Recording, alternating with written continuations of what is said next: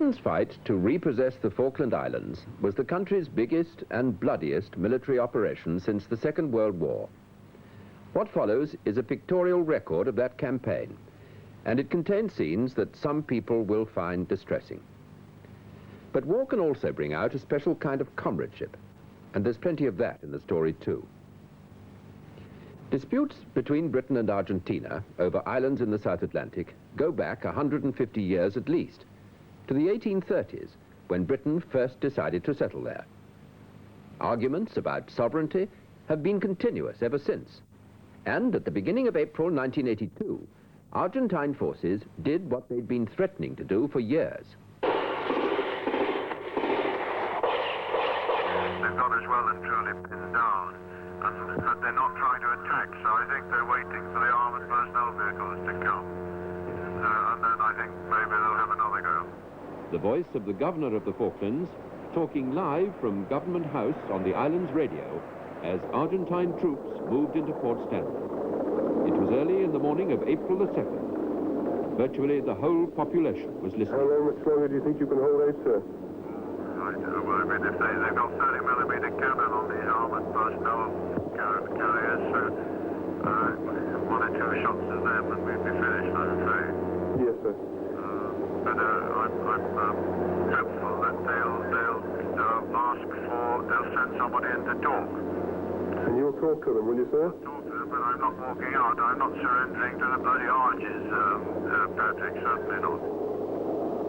But despite the governor's defiant stance, within just a few hours of the landing, the Argentine flag was flying in the grounds of Government House. There had been a brief skirmish with the 64 British Marines defending the islands.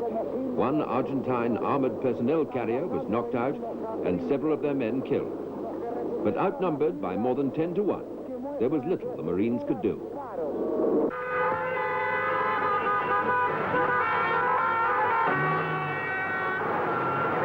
As soon as news of the invasion reached Buenos Aires, the outburst of patriotism verged on hysteria.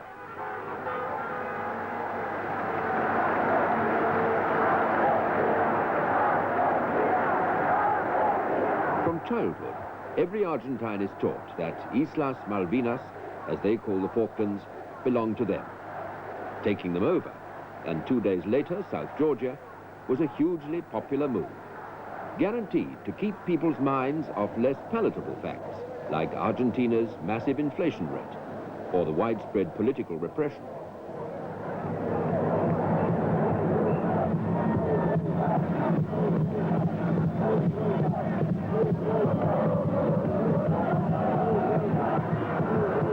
The man who had most to gain from the distractions of a successful Falklands invasion was the president, Leopoldo Galtieri.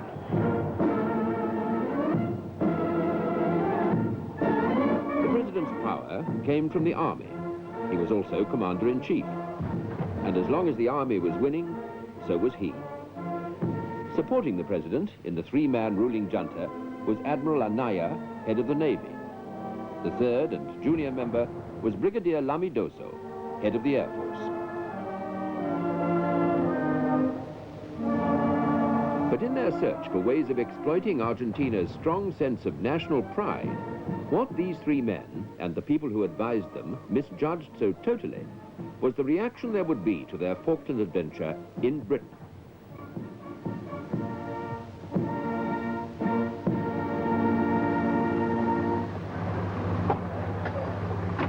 Prime Minister, BBC, can we have a word about the situation? The House meets this Saturday to respond to a situation of great gravity. We are here because for the first time for many years, British sovereign territory has been invaded by a foreign power. After several days of rising tension in our relations with Argentina, that country's armed forces attacked the Falkland Islands yesterday and established military control of the islands. The government has now decided that a large task force will sail as soon as all preparations are complete. And that didn't take long.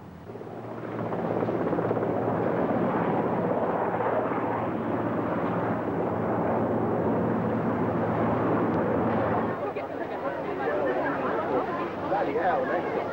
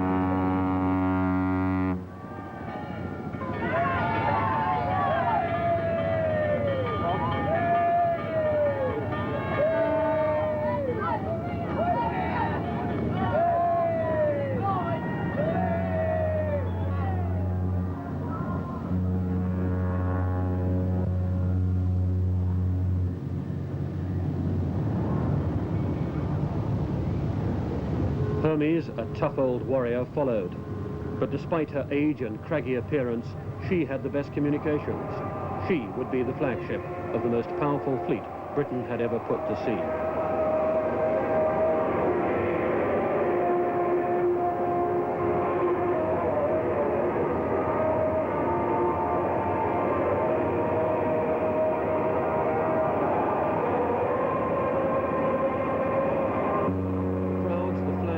Genuine warmth came from the shore in waves.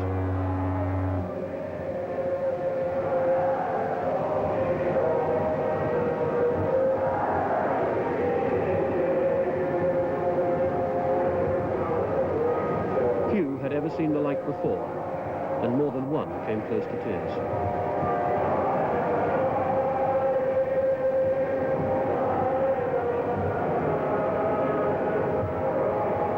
The men in the task force had been too busy preparing for sea to think about what was happening, but it was as though those who stayed behind realized instinctively. The feeling of support back home was to remain a powerful source of comfort throughout the campaign.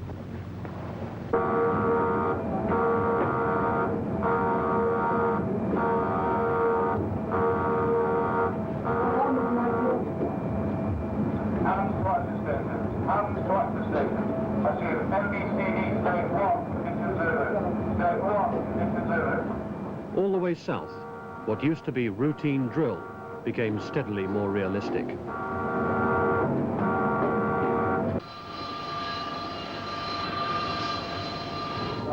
FLICO, Flight Control, had the task of keeping the flight deck open 24 hours a day. Ready to get airborne. That's right. He had agreed.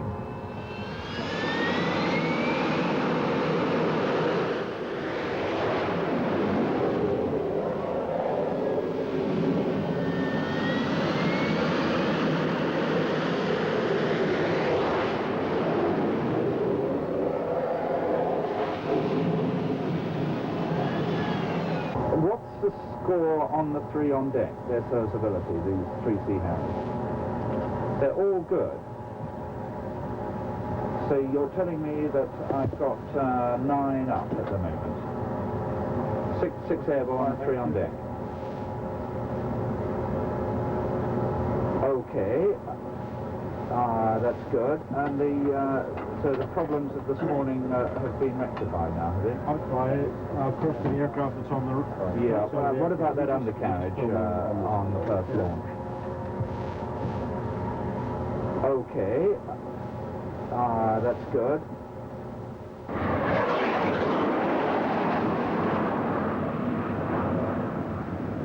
A dawn display of the Harrier's firepower.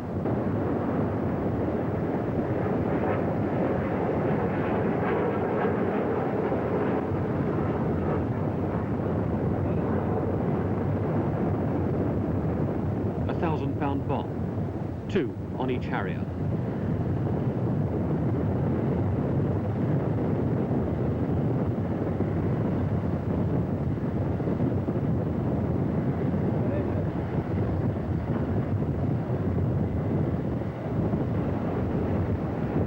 Rockets fired at a smoke target in the sea.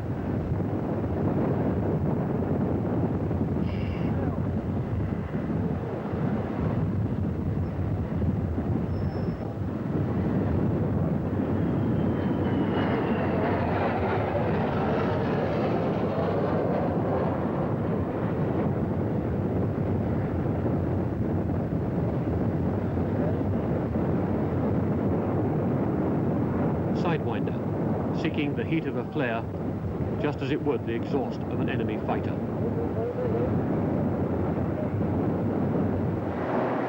And a cluster bomb which sprays shrapnel.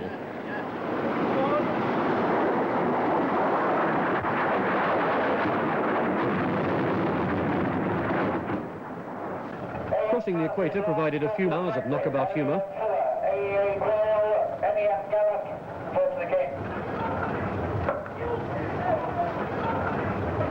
Those of us who'd not crossed the line before, and a few who had, got seized and dunked.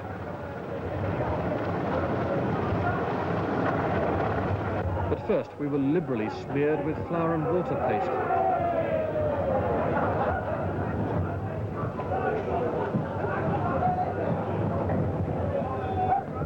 People were pulled in from all over the ship to pay homage to King Neptune. Keep your mouth shut! Kiss the bloke's hand! Take him away! Ah! The frog! Shut up, John! Go on with the guns! Take him to the judge! No escape was allowed.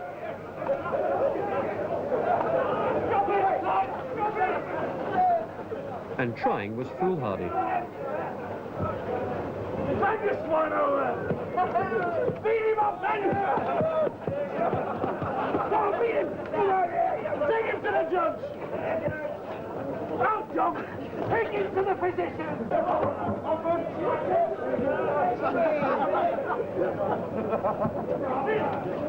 The concoction they tried to make everyone drink had the foulest taste imaginable.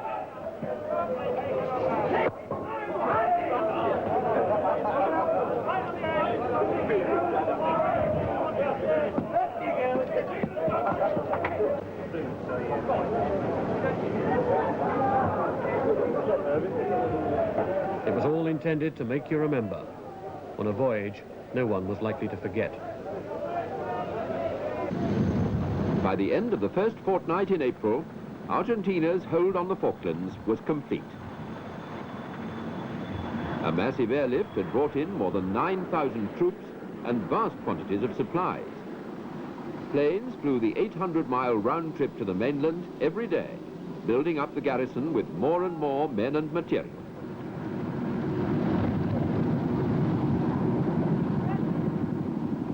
In a move to stop the constant flow of reinforcements, Britain announced a total exclusion zone around the islands. In effect, a blockade. Any Argentine ship, and later it applied to planes too, entering an area within 200 miles of the Falklands was likely to be attacked.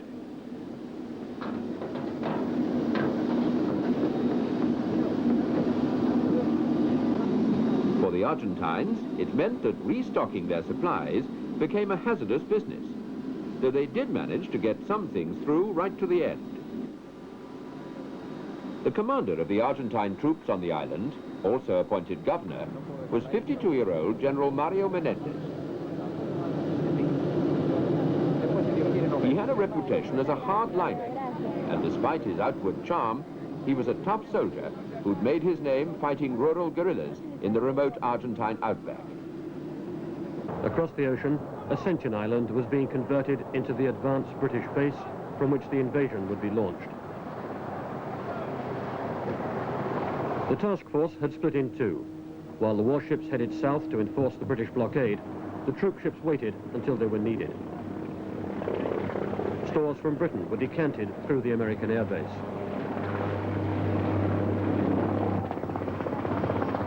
Yeah, but just bring the stuff in and we'll get the working party today.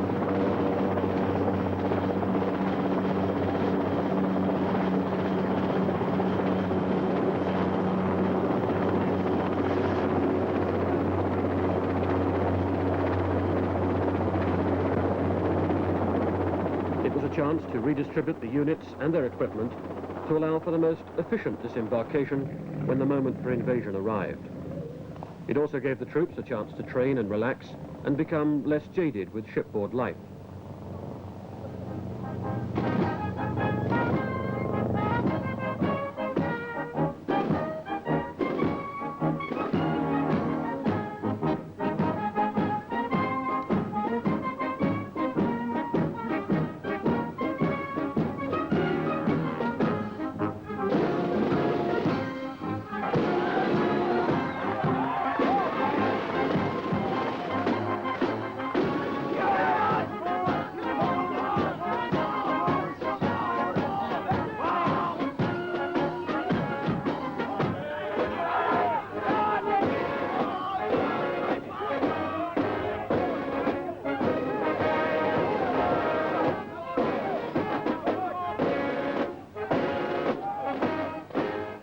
too, to think of wives back home and send some video snapshots of life on board, with one of the colonels providing an introduction into this inside view of army life. This is all the married men we could muster in Charlie Company cleaning their weapons after a period of weapon training.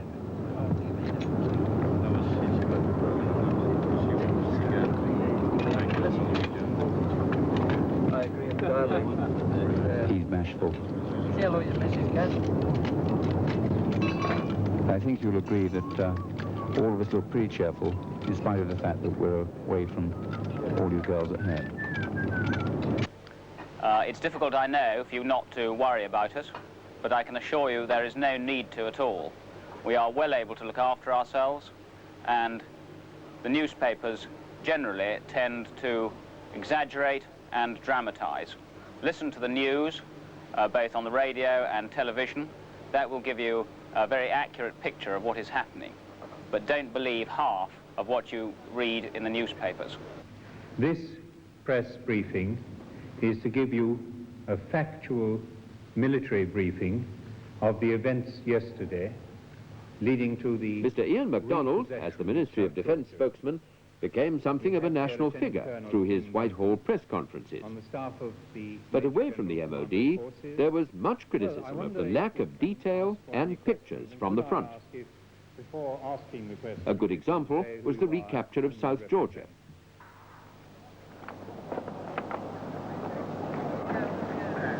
The Argentine Marines who'd taken over the islands at the same time as the Falklands invasion were pictured on television as part of coverage designed to portray the action as a military triumph.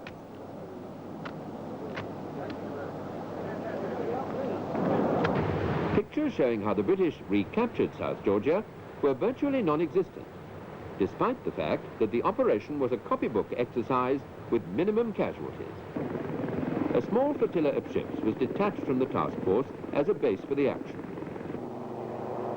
Then, on April the 25th, a helicopter spotted an Argentine submarine just outside Grytviken Bay. It attacked, and though the damage wasn't great, the submarine, the Santa Fe, was beached in the bay, the captain surrendered, and 156 prisoners were taken. The Ministry of Defence lost a good propaganda opportunity by not having professional cameras to cover the surrender ceremony. The only pictures of this historic event were taken by a sailor with an 8mm camera. Propaganda apart, though, the recapture of South Georgia was a great morale booster. The commander of the operation has sent the following message. Be pleased to inform Her Majesty that the White Ensign flies alongside the Union Jack in South Georgia. God save the Queen. What happens next, Mr. Knott? Thank you very much. Just rejoice at that news and congratulate our forces and the Marines. Are we going to declare war on Argentina, Mr. Thatcher? Rejoice. By now, the main task force was about to enter the exclusion zone, and the Harrier pilots were being briefed for the first airstrike. Ted, the depression for CBU is worked out to what, 480 knots? 480 flap up, 450, sorry, yeah, 480 flap up, 450 mid flap. Okay?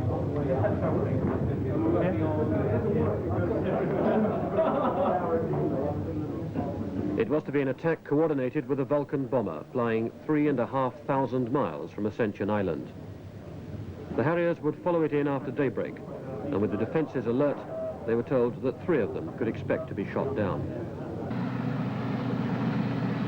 By dawn, the fleet's radar had tracked the Vulcan, codenamed Black Buck, across Stanley Airfield, and monitored the code word that its bombs had been dropped. It was time for the Harriers to join the offensive to recapture the Falklands. Okay, crossing set clear on Sea Harrier 23, after it, flying to 18 Uber. Flying to close up Sea Harrier 23.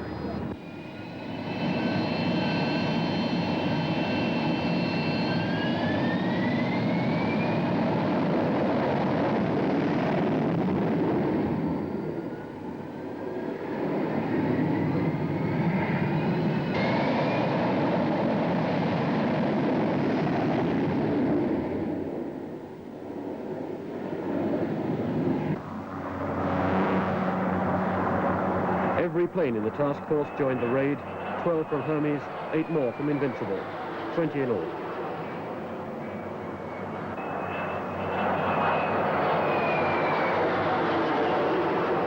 around the sky, forming up before heading 90 miles west towards the islands.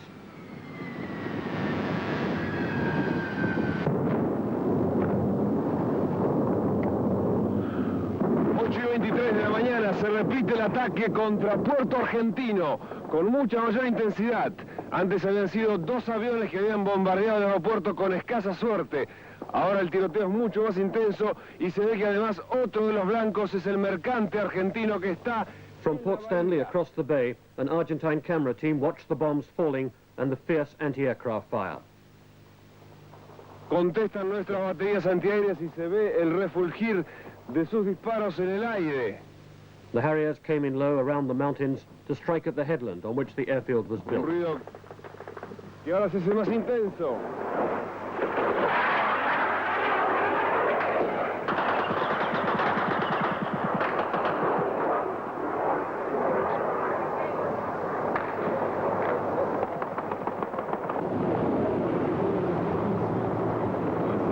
War hadn't been declared, but that made it no less real.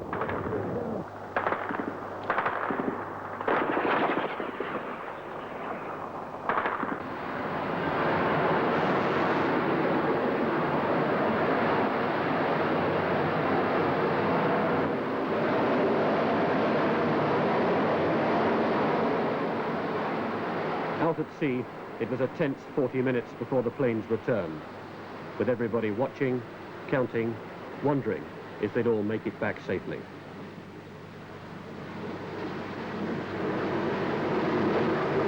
They did.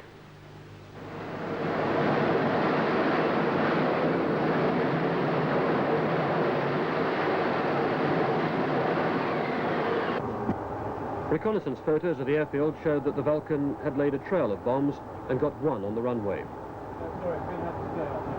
Other low-level pictures of the raid showed the effect of the Harrier bombs. But was it enough to close the runway and enforce the air blockade? Pictures flown out to Argentina were evidence that it was not.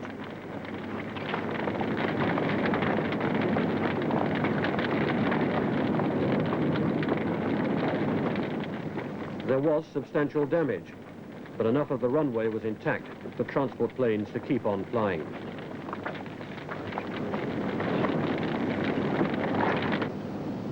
So far, most of the military activity had been confined to aerial attacks and naval bombardments on Argentine positions round the Port Stanley airstrip.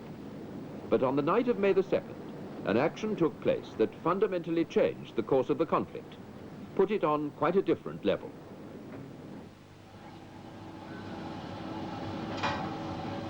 The British nuclear-powered submarine Conqueror normally patrols the waters of the North Atlantic on routine NATO business. The nearest she gets to action stations is on the various exercises against other friendly ships pretending to be the enemy. And a ship right ahead on that bearing. 355-ish. Ship right ahead, 355. Nothing more, CP? Ask sonar to identify each target if they can, Conqueror is a hunter-killer submarine armed with the latest Tigerfish torpedoes. Since the start of the Falklands crisis, she'd been in the South Atlantic shadowing the movement of the Argentine fleet. In her sights now was Argentina's second largest ship, the cruiser General Belgrano.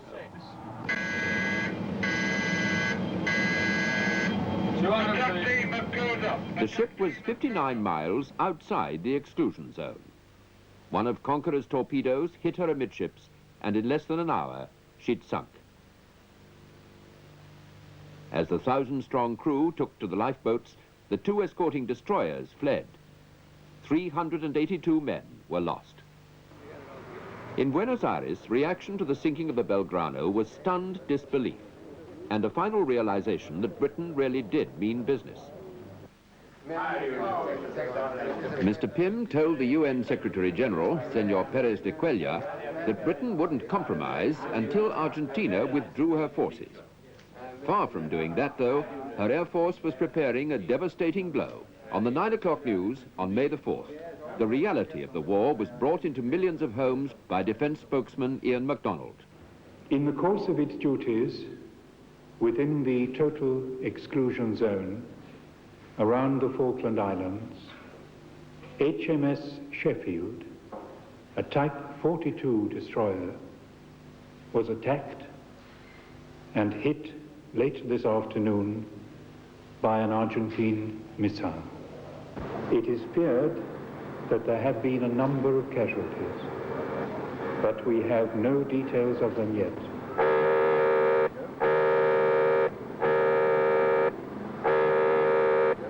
On Hermes, there was alarm and confusion.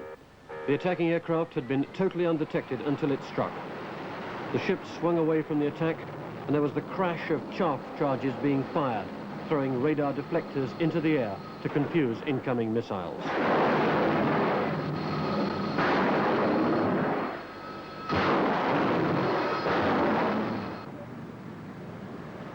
On the horizon, we could see smoke rising from one of the destroyers.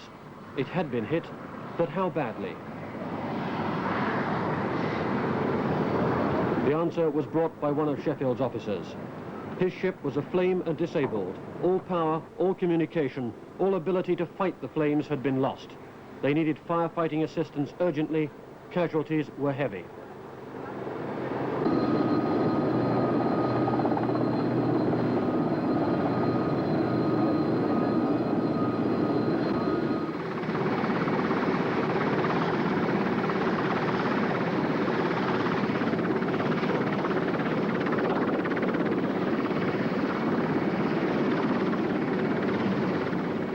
The men hadn't had time to put on protective clothing. The attack had been too swift.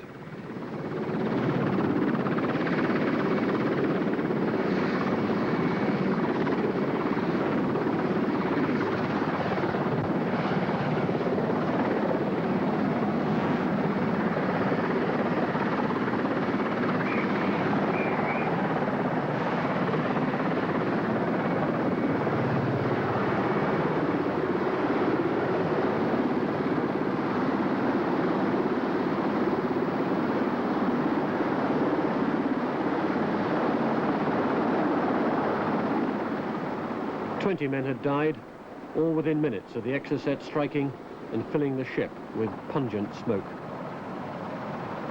Another score were brought to the flagship for treatment. They all survived.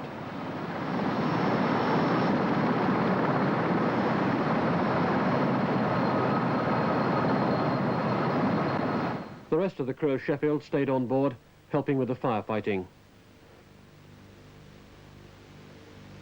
But Sheffield's own water mains were out of action, and the ships alongside could do nothing but cool the outside of the hull. After 5 hours with parts of the deck white hot, the order was given to abandon ship. Sheffield continued to float while the fire burnt itself out, shrouded by the sea mists.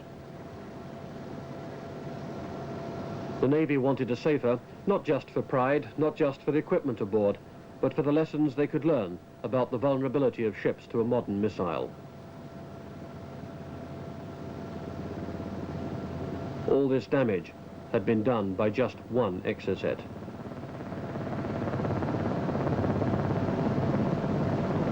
One of the officers winched down to the still steaming decks to see what could be saved.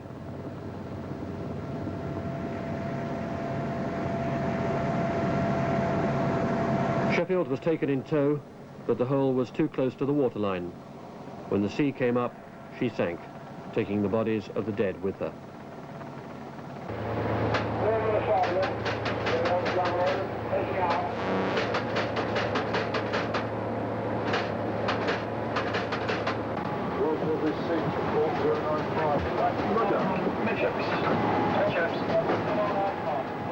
The task force had no further worries about the Argentine Navy.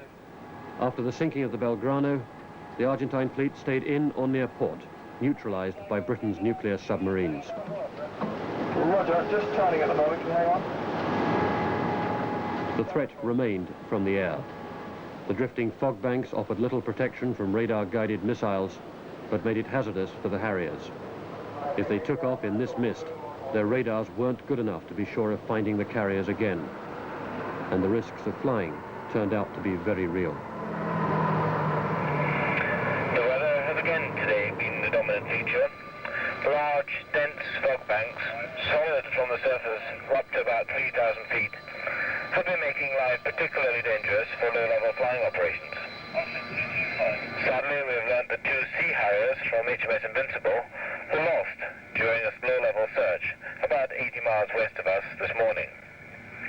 We have no details of the accident, but must presume that both pilots have been lost.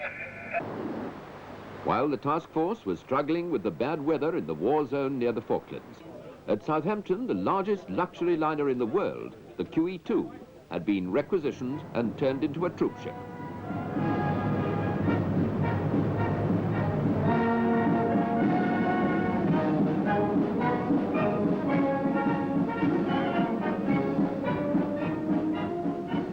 On board went 3,000 men from the 5th Infantry Brigade.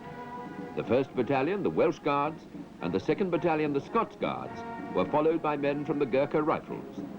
It was to make the ship a kind of divisional headquarters at sea.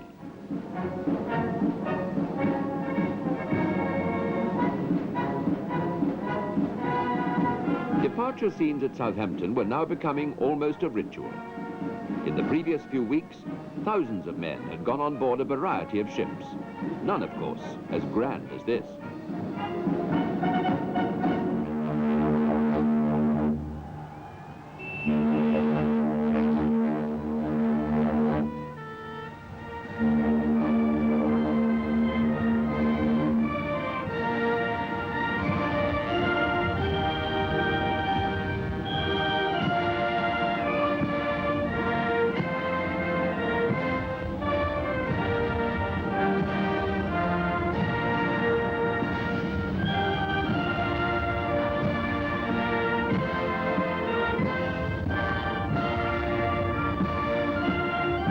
But as the military approach to the crisis was strengthened, the diplomatic efforts were weakening. After a frustrating series of talks, Britain's representative at the United Nations, Sir Anthony Parsons, made what amounted to a final announcement.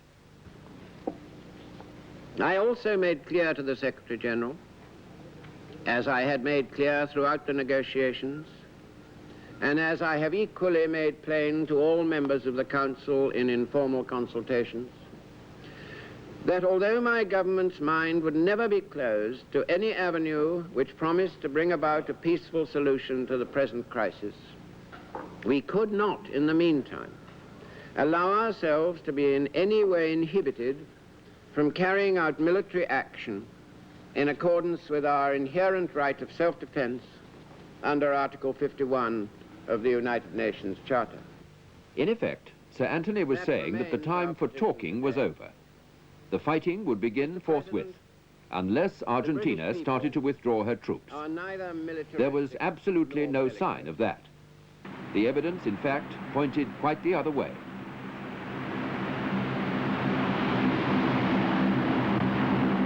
The only people leaving the Falklands were the Argentines injured in the bomb attacks. More men and supplies were moving in and out of Port Stanley, despite the runway bombing and the blockade.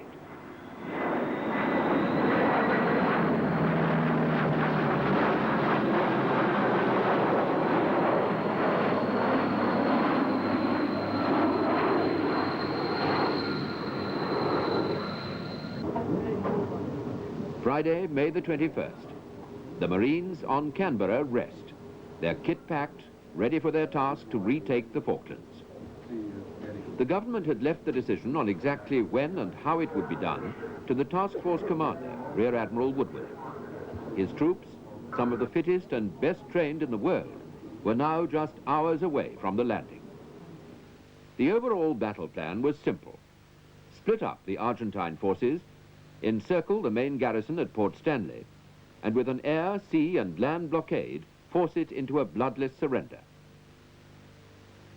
That night, to keep the enemy off balance, 1,000 Marines and paratroopers made a series of quick strike assaults in different parts of the island. At the same time, the main force of nearly 4,000 men and 20 ships sailed into Falkland Sound. The goal was Port San Carlos. Canberra's cargo was on the move at last. Keep well clear of that ladder.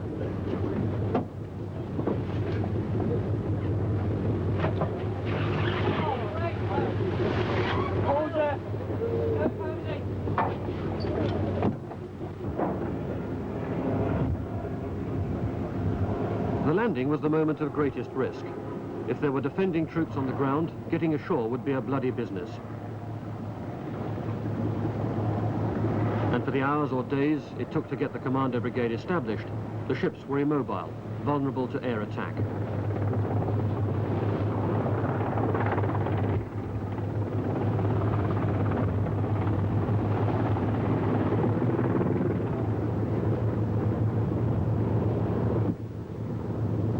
For this critical moment, the transfer from sea to land, the Navy had to throw an air umbrella over San Carlos water, no matter what the cost. Without it, the whole operation would fail.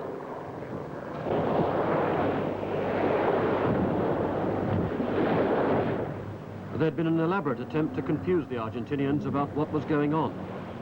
Raids all round the island, information leaked in London, they all pointed away from the idea of a single massive invasion.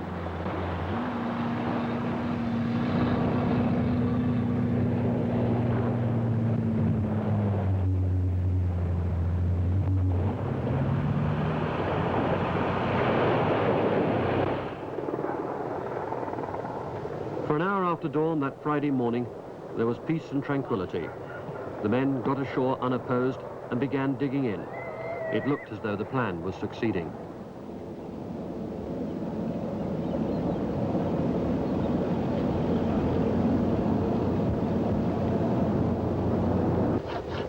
The Falkland Islanders, stoical, undemonstrative people, greeted their liberators in a practical manner by repairing the flagpole.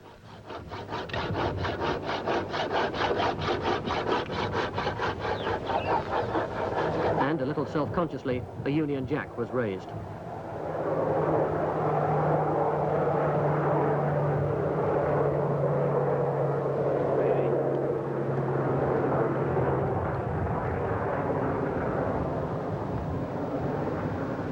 From now on, the islanders were to find themselves spectators at a battle fought for their benefit and waged all around them. The Argentinians had taken little notice of this small settlement until now, but within 2 hours of dawn, they started an unrelenting air attack.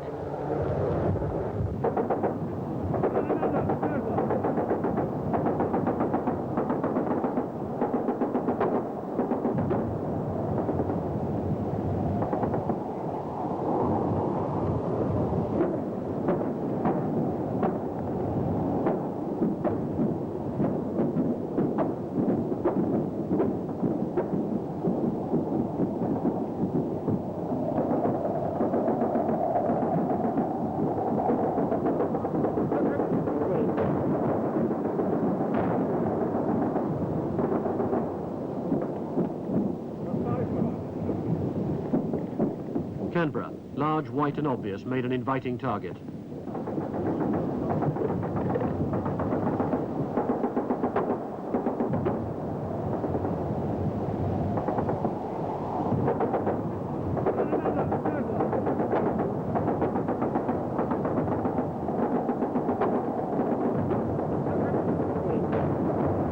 HMS Plymouth, assigned to protect, only just dodged 2 bombs herself.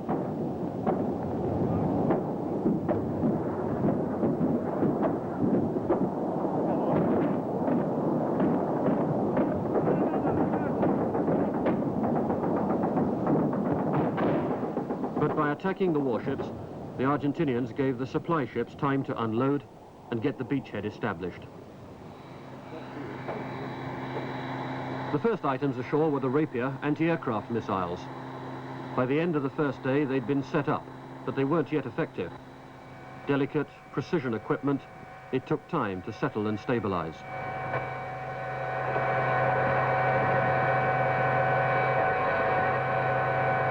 Some idea of what the operator sees comes from this film of planes being shot down on the same day. It was taken through the sights of a frigate in the Falkland Sound.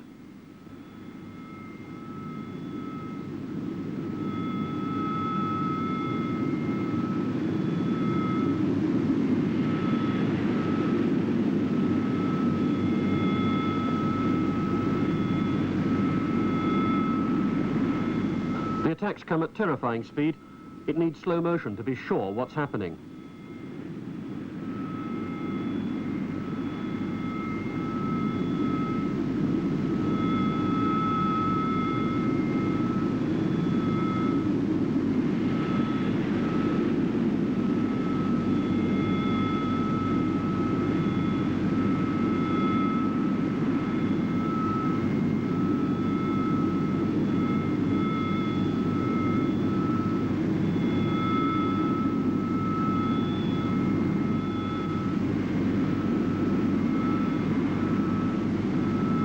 The ship stationed at the entrance of the bay took the worst of the assault. Bombs being lobbed, a near miss.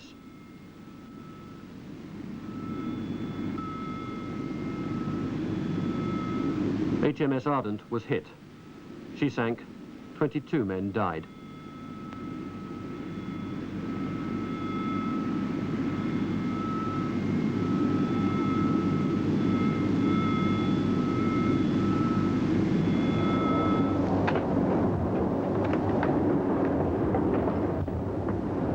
After that first day, the defences were reassessed.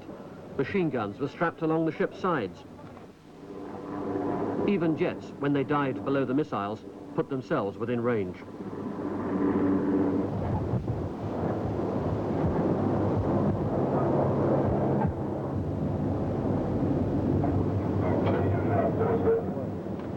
The Bofors guns aboard HMS Fearless claimed 2 planes. The gun crews, mostly 17 years old, soon had more battle experience than anyone else in the Navy.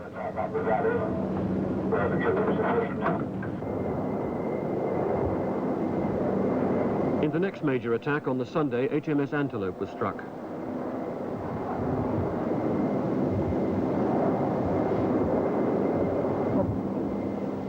We saw a hole in each side, assumed a bomb had gone through without exploding. Many ships were having such lucky escapes.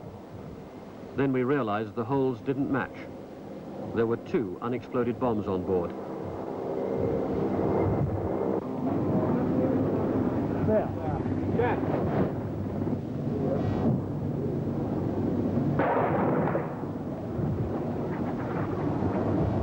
That evening, as a bomb disposal expert worked to clear it, one of the bombs blew up.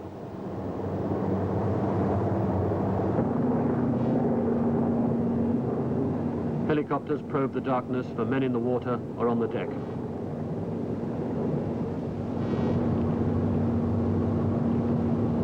We could just see some of the ship's company moving about, trapped between the cold water and the fire. Either could kill. The interference comes from the ship's radar.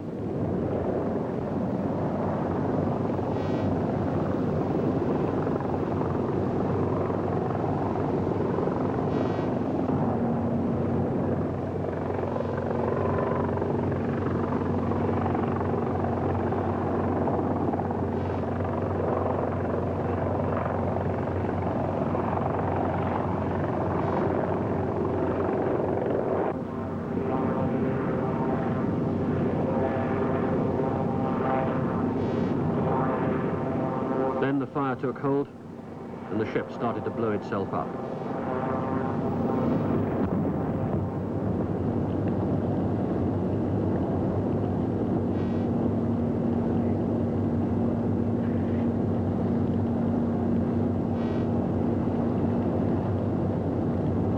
Antelope was the same type as Ardent. Neither survived a fire following a bomb going off. We were astonished that metal ships could burn with such fury, but she didn't die easily.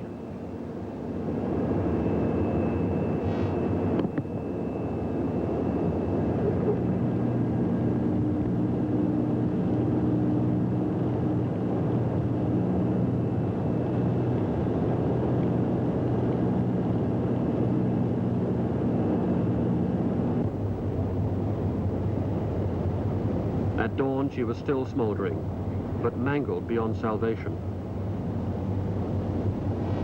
The British commanders had seriously underestimated the Argentine Air Force, committing its planes and its pilots with an almost reckless willingness. Por lo menos frente a nuestras cámaras, A4B, carreteando y saliendo, suponemos que hacia la zona de Malvinas.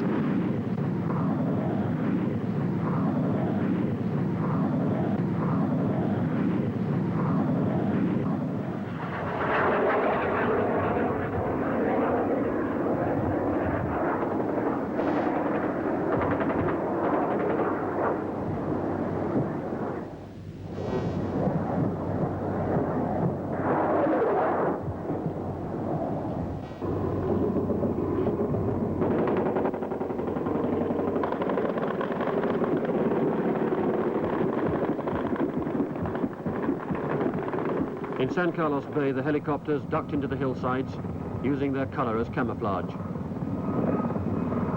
But this time the main attack was against the fleet at sea. The container ship Atlantic Conveyor had joined up with the main task force before sailing on to San Carlos Bay with her cargo.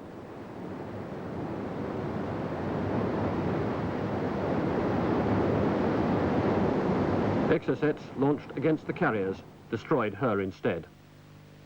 She'd been carrying helicopters badly needed by the landing forces. It was a serious blow. 12 men dead.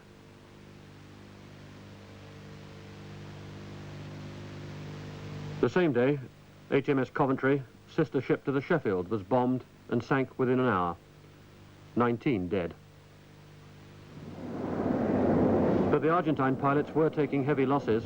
One was shot down over Fearless and ended up bobbing in the water a few hundred yards away. A landing craft was sent to pick him up. I got it.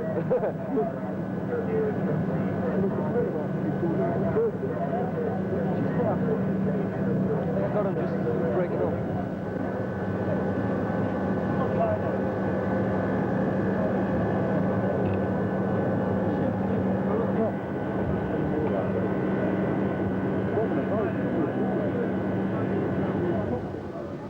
Pieces of his cockpit canopy showered down on the deck.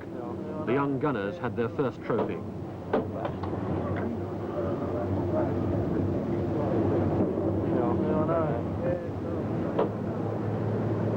The pilot was brought into the big dock at the back of Fearless, the ship he'd just been trying to bomb.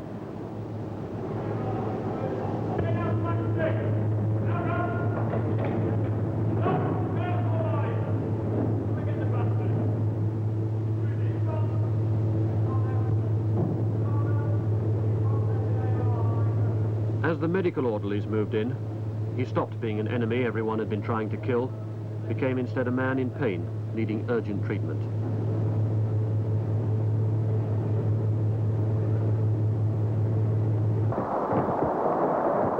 The Argentine planes were still being hacked out of the sky. Watch the one in the background.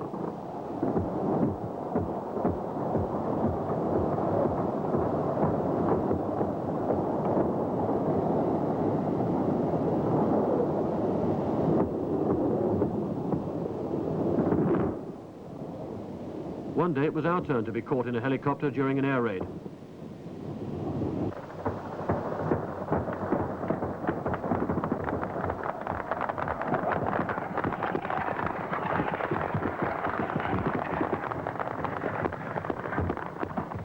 Two of the Skyhawks turned our way, and we thought they'd attack us. But they sped by 100 yards off, exposing us not to their guns, but our own, firing at them.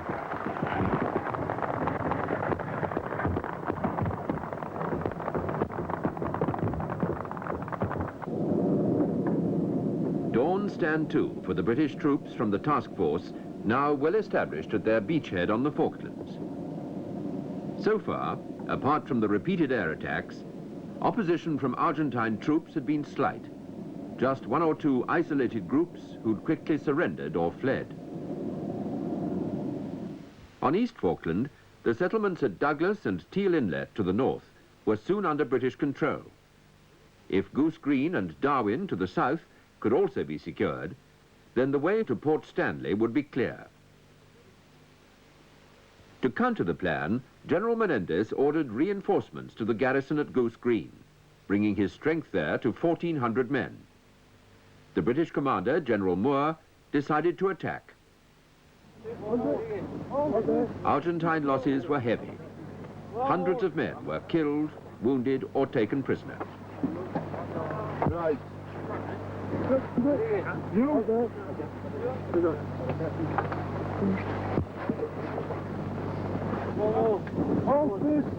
way.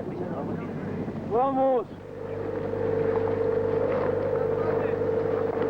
Goose Green was the victory the British wanted. The Argentinians had been overwhelmed, not by numbers, but by courage and resolution.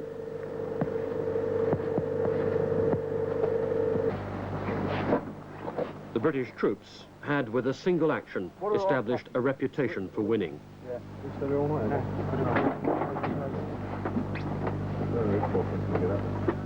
The proportions of the victory were ridiculous. When the confusion cleared, 250 Argentine dead had been collected from the battlefield, 1,400 prisoners taken.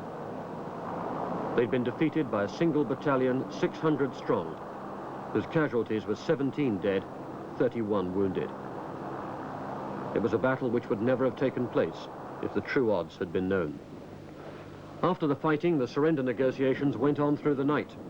At daybreak, the Paras took a final risk, using much of their ammunition in a demonstration of firepower, which left the peat and the gorse smouldering. The Argentinians gave in. The Paras had gambled and won, without even appreciating the odds against them.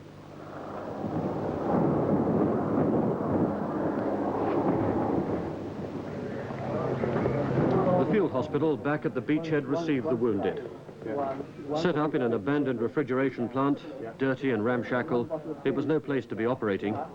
It was the best they could find. Which one do you think's the entrance wound and entrance wound?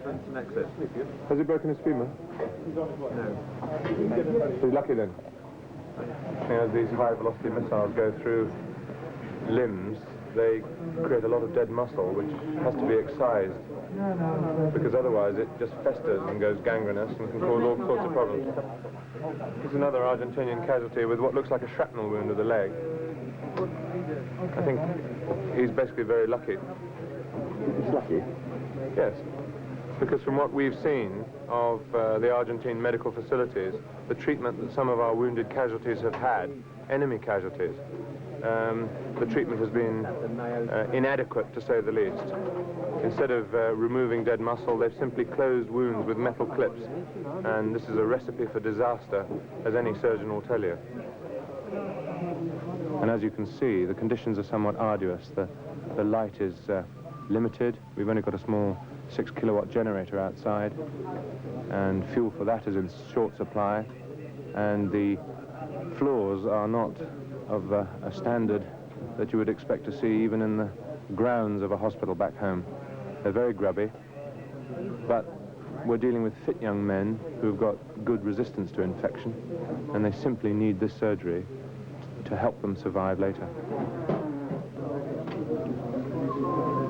There were 2 unexploded bombs lodged in the ceiling, but with nowhere else to go, the surgeons stayed. They kept on operating, even during the air raids. All the wounded got the same treatment, no matter their nationality.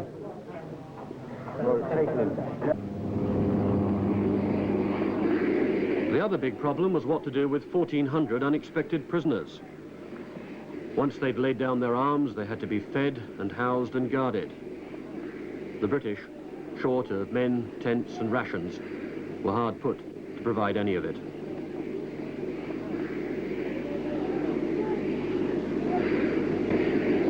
There were some Air Force men among them, but others, the technicians who'd be hard to replace, had been spirited away before the surrender, helicoptered by the Argentinians back to Port Stanley. To begin with, the captives were put into the sheep shearing pens and told to eat their own rations.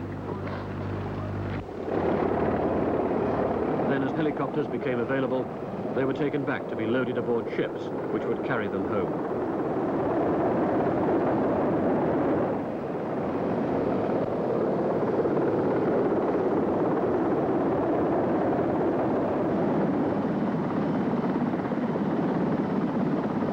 They were mostly young conscripts, who in the main seemed pleased to be out of the war.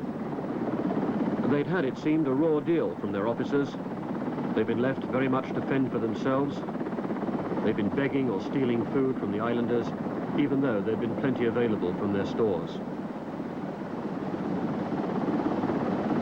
They'd also been warned that the British might shoot them.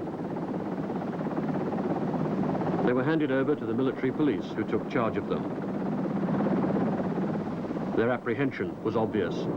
In their minds, anything could happen, no matter what it says in the Geneva Convention.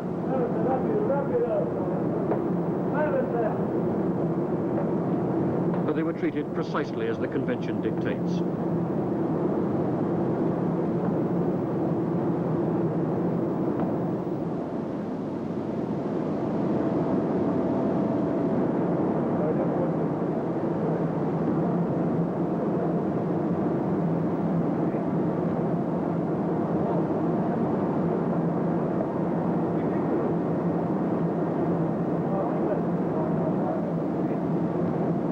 One at a time, they were stripped and searched. All their personal belongings, except their clothes, were taken away. Anything which might do harm was removed, even their bootlaces.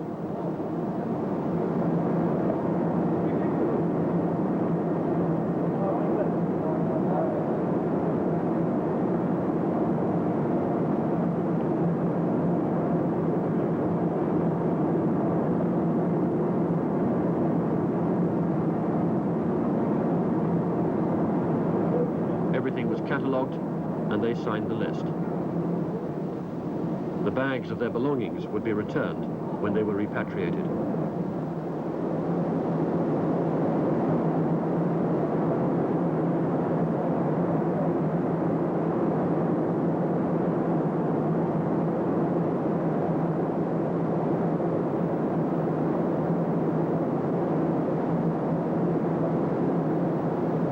The only labels that could be found in quantity were from the Canberra. The prisoners had arrived before they were expected.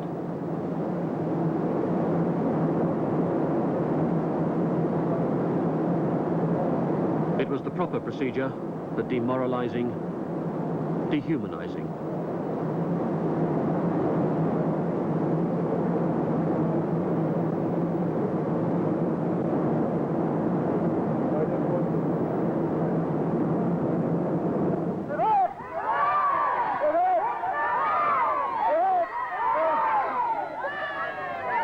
The people of Goose Green were glad to see the back of them. They'd swapped one army for another, and there was no doubt which they preferred.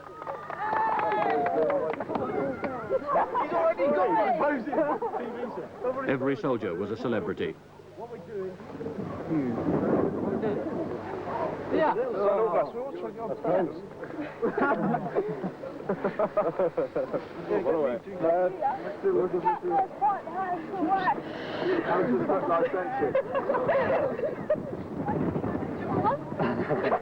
One thing wrong, it should have been whiskey.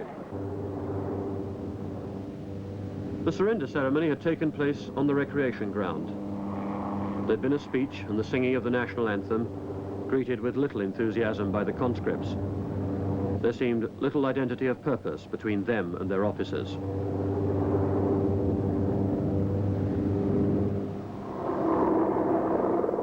When the British came to bury their dead, 11 of the 17 were officers or NCOs. The British way to take men to battle is to lead from the front, a tradition that Colonel Jones was following. He led his battalion from the front and died.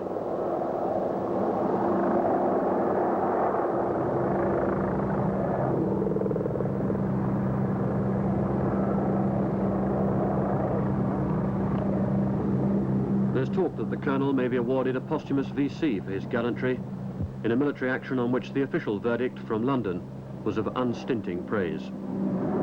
The lives of the Falkland Islanders in that area are safe. 1,400 men in well-prepared positions were outfought by a magnificent battalion of some 600 parachutists. In my view, this is one of the most brilliant and courageous battalion actions which has been conducted since the end of World War II. And all of those of us in the armed forces salute to para.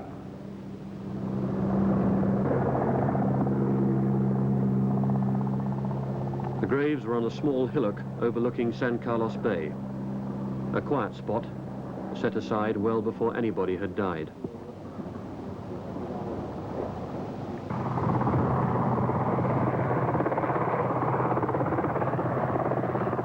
The flanks secure, it was time to start moving on Port Stanley. All the heavy equipment, the guns and their ammunition would need all the helicopters that were available. There was no other way to move it across ground that oozed with water. The men would have to walk.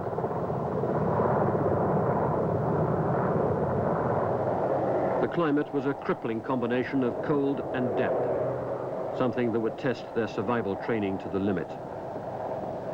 Already some men were beginning to suffer from trench foot, a sort of mild frostbite that would take them out of action for days or weeks. The Argentinians were relying on the mountains as a barrier. They stretched the full 50 miles, high and cold, from San Carlos to Port Stanley. There were no tracks. They'd never been needed before. The Argentinians assumed that the British would not attempt to come over the top in midwinter. But they miscalculated. That was the way the Marines and the Paras chose to go.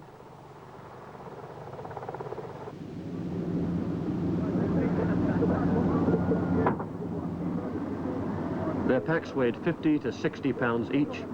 Around their waist they wore a webbing belt with survival equipment and ammunition, another 30 pounds.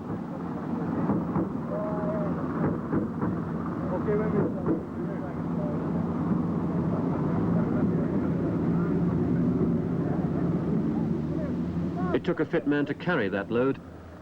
They couldn't rely on getting any help. They were going to have to walk every step of the way. And sometimes there weren't even enough helicopters to get their rations to them.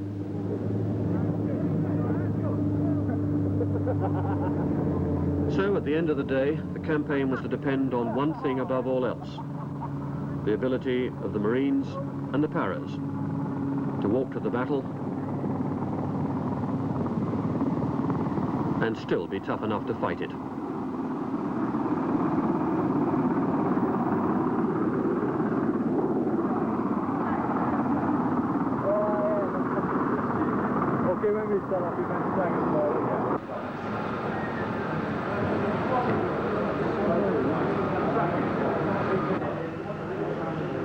Ahead of us, the brigade headquarters was being set up in a barn. The maps were being marked with the dispositions of the enemy. The final plans for moving the last dozen miles to Port Stanley were being laid. The end could not be far off. The desperate need was to get the men up to the front. They were being brought round by sea and slipped ashore at night. But for their equipment, ships would need to come in and anchor.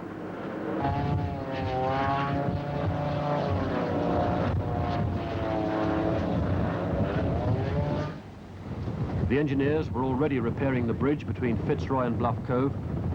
The Argentinians had blown up one end. It would have to be repaired before vehicles could move across it.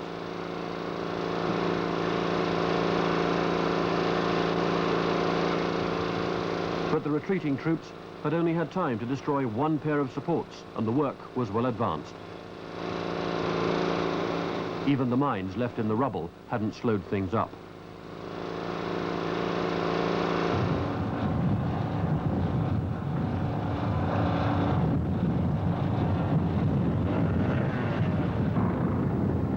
The brigade was sufficiently established to abandon the attempt at keeping its position secret. The Blues and Royals with their armoured vehicles patrolled forward, probing the strength of the enemy defences.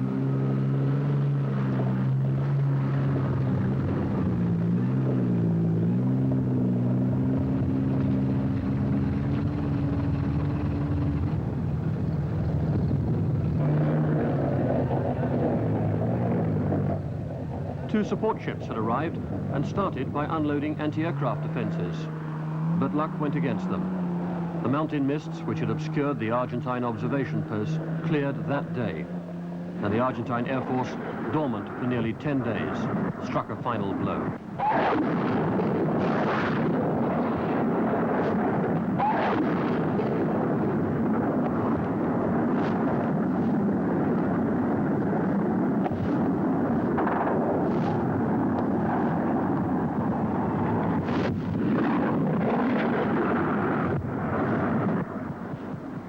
Lacking adequate radar, the first warning came as the plane swept low over the ships, Sir Tristram and Sir Galahad.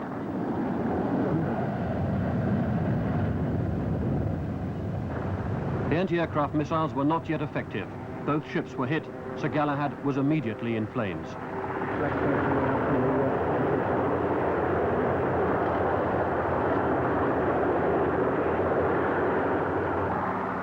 Two companies of the Welsh Guard were still on board. The helicopters abandoned their tasks, queued up to join the perilous rescue.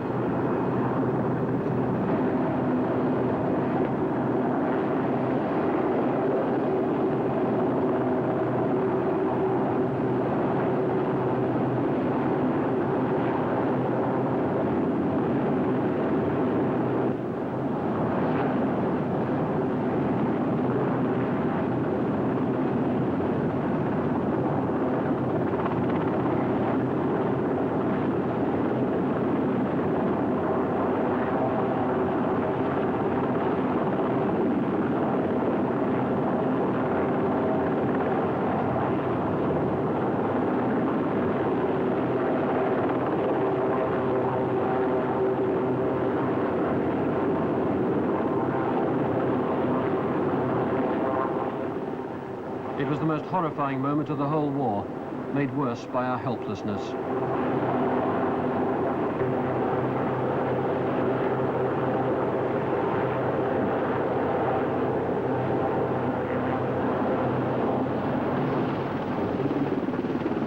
There was nothing that we could do except wait with the medical teams on the cliff tops.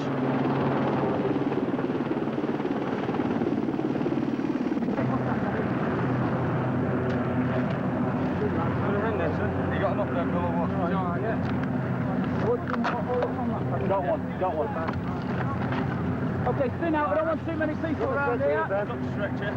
Take bandage. 3 inch. Protect from me.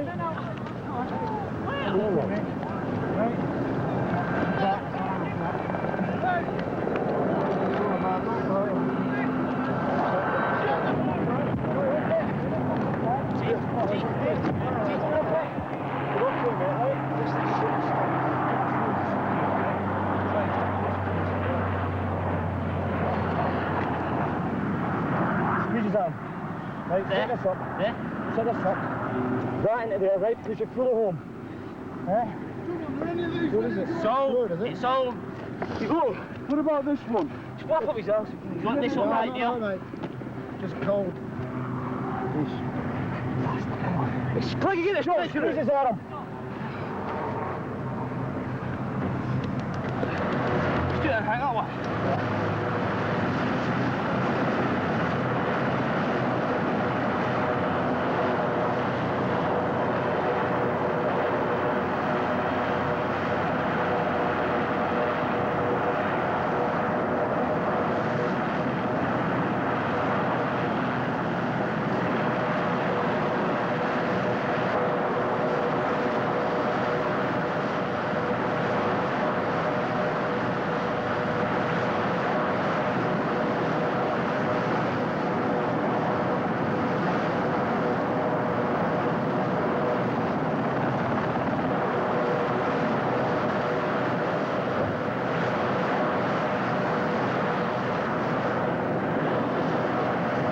Some of the life raft started to drift back towards the ship. The helicopter pilots used their rotors to blow the lightweight craft to safety.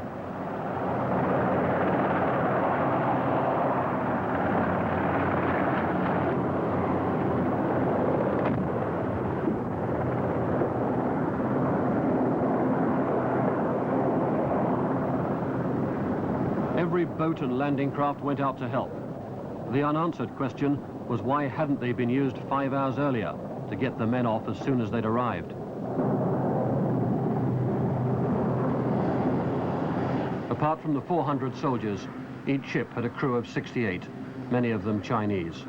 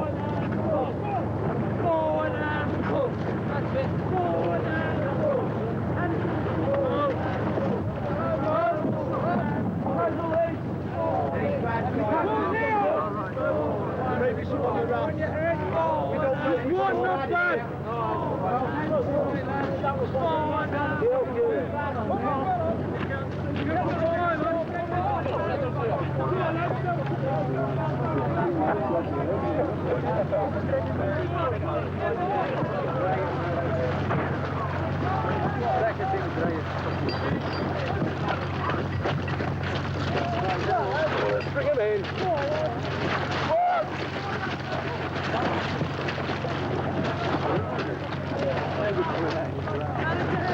She's coming, she's coming. Okay, lads, you've got people following you in. Come on! You're the fucking thing, jerk it straight. Come out, pull! Okay, grab that, put him back down in it. Bring him back out after us, okay?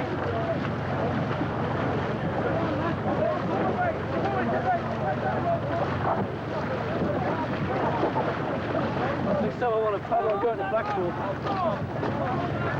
Right on the track, lads, right on the track. Okay, well done. Put it! Over there, buddy. Right on that track there, lads. Okay, with me.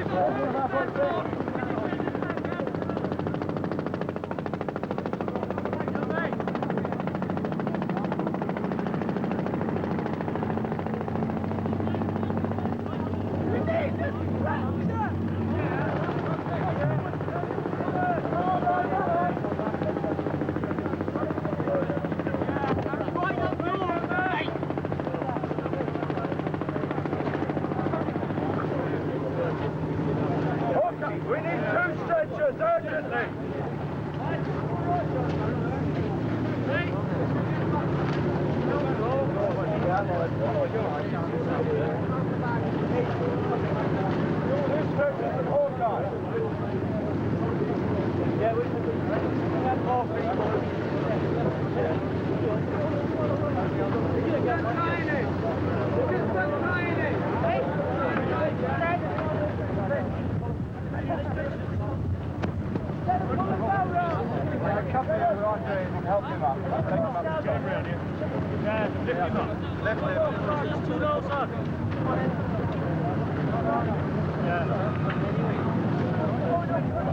We need another one of those machines. Get them ready. Nobody's out of it. Okay, got it. You want to cut it? Get it.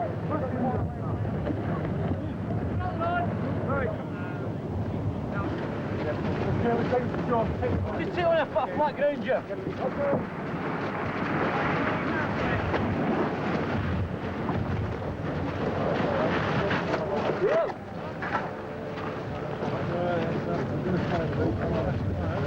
Through there unless he's leg it. Please stop that.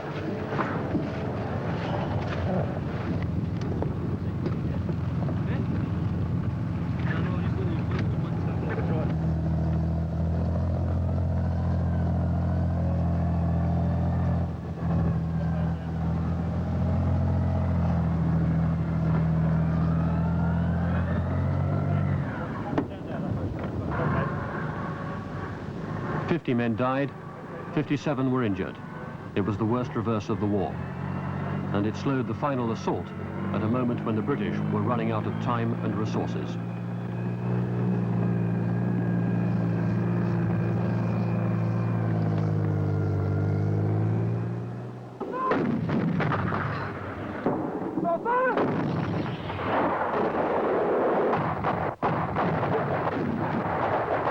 The artillery opened the battle for the mountains. The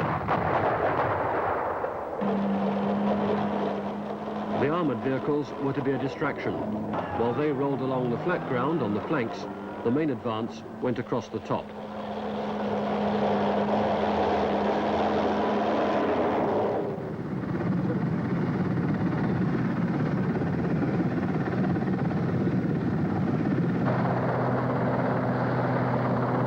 Two para, rested after the Battle of Goose Green, were being helicoptered up to join the rest of the Commando Brigade.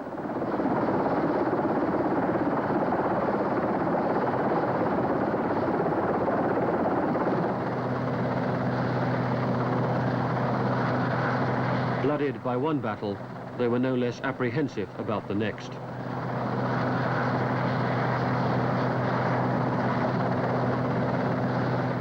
But the quickest way out, perhaps at this stage the safest way, was through Port Stanley.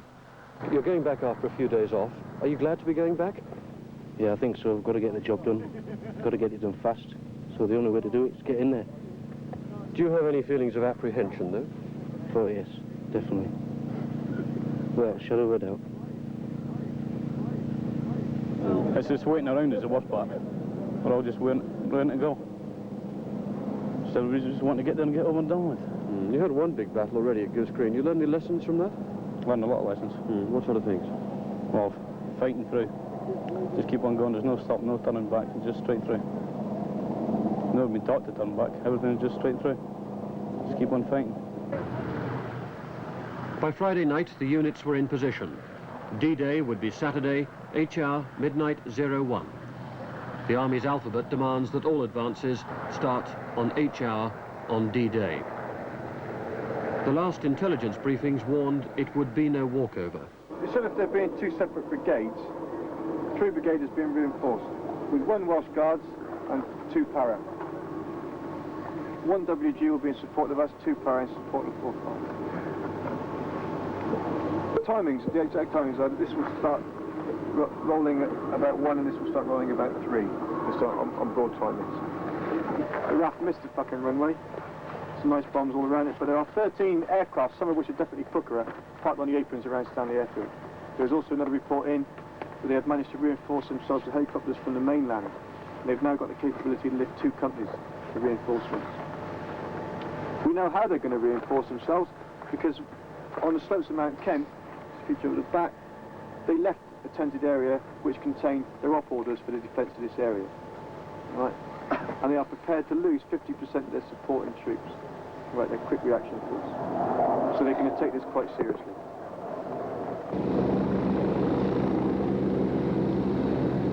On Saturday morning, when it was light enough to see, the wounded, both British and Argentine, were brought back from the battlefield.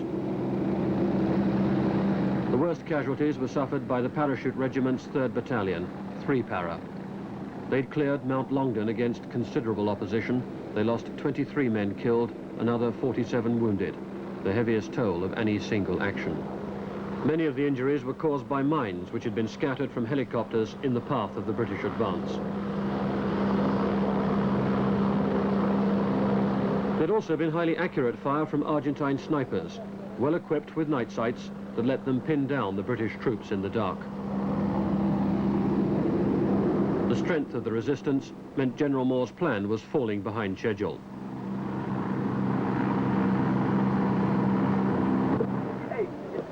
On top of Two Sisters, the Marines too had taken their objective and were now the target for harassing fire from Argentine artillery.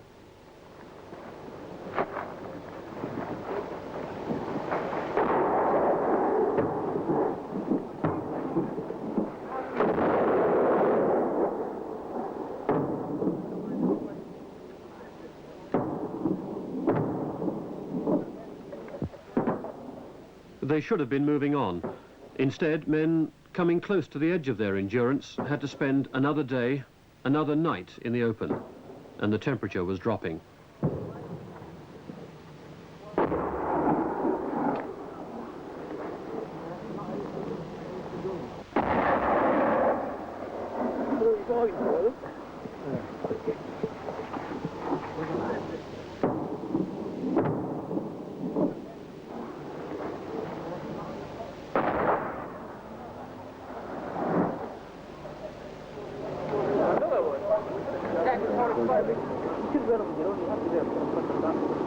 The delays were partly logistical, partly brought about by the time it had taken to overrun the Argentine machine gun posts, dug in with a commanding arc of fire across the mountain slopes.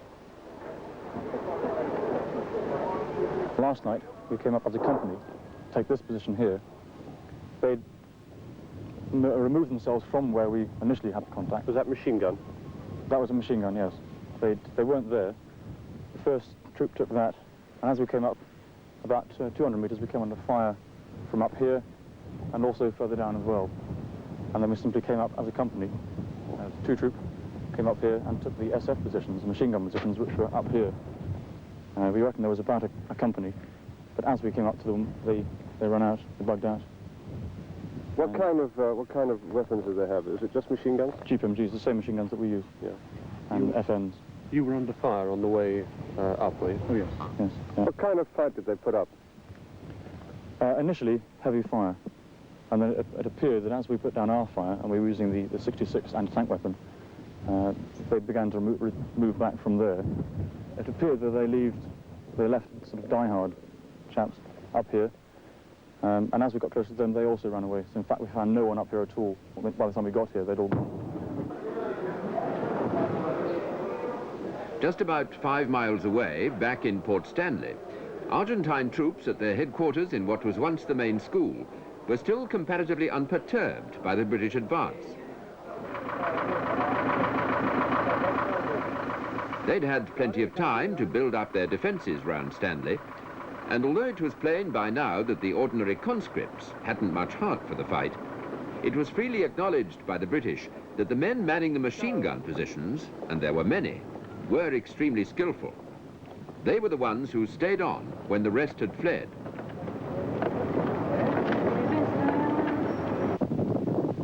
The task force commanders also felt that General Menendez had made a tactical mistake by not making more of the high ground outside the town. He tended to concentrate his troops lower down.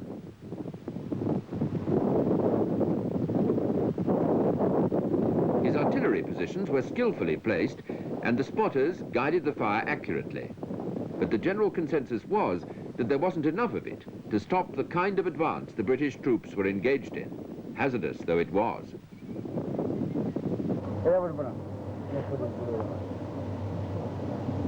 On Sunday, as the Gurkhas moved up to the top of Two Sisters, ready for the next assault, another barrage of artillery came down on us.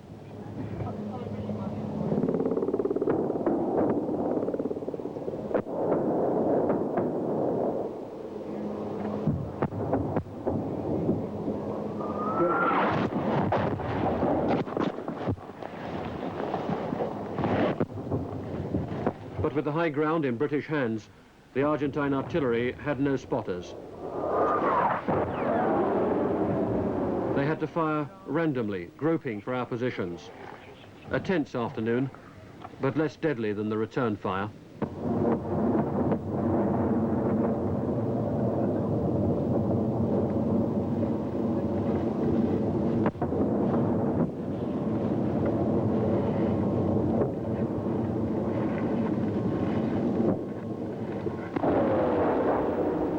Where's that one go? Just over the top.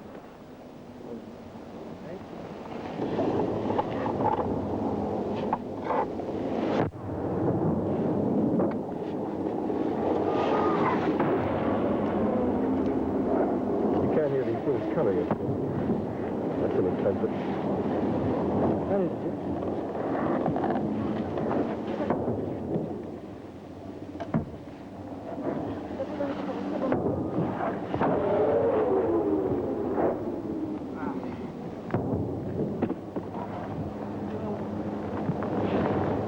What is that for?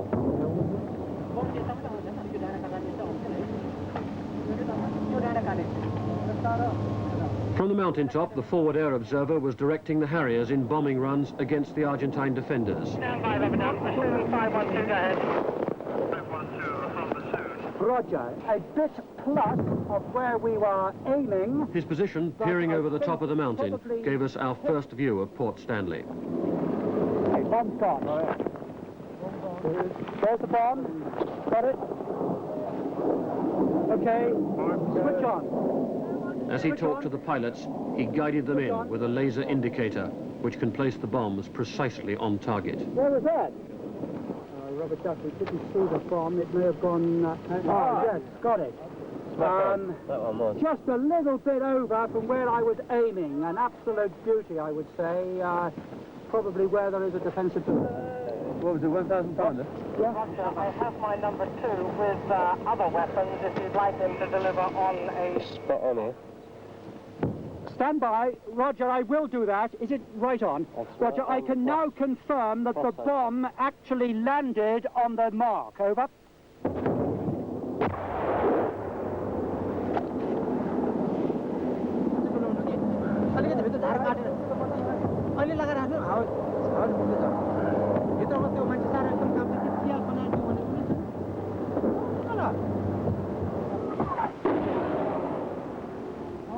We're now between the two gun lines, and there's a right old artillery duel going on between them. Unfortunately, this is the area, unfortunately for us that is, this is the area where the Gurkhas are gathering, and someone has clearly spotted them on the skyline. They're going to go over the top and down the other side to take the hill in front of us at dark. But we've been spotted, and we've now been under fairly continuous shelling for some time. That's the British firing back, and they can't hit back at the gun which is shooting at us, because we believe that's in the middle of Port Stanley, which is out of bounds as far as our gunners are concerned. So we've got a very tense afternoon while we stay here and wait to move off under cover of darkness.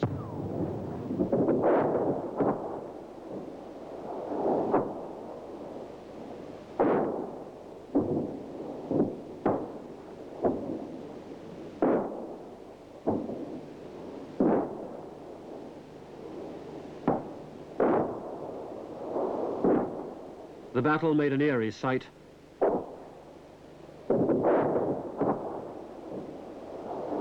The British progress marked only by the lines of tracer.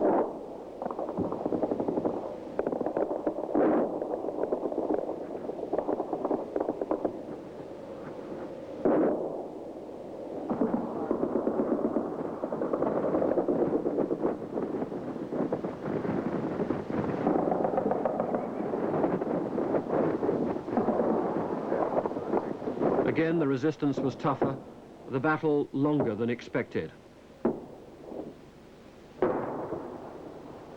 At dawn on Monday, the Scots Guards were still trying to fight their way to the top of Mount Tumbledown.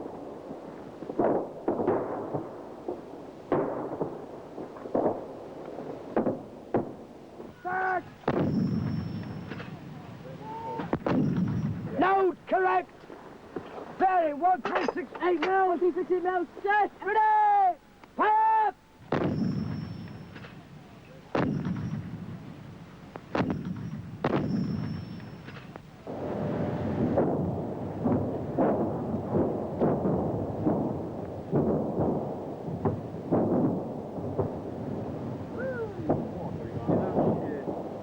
the Argentine positions, the artillery was falling like rain, drenching the mountains in debris and smoke.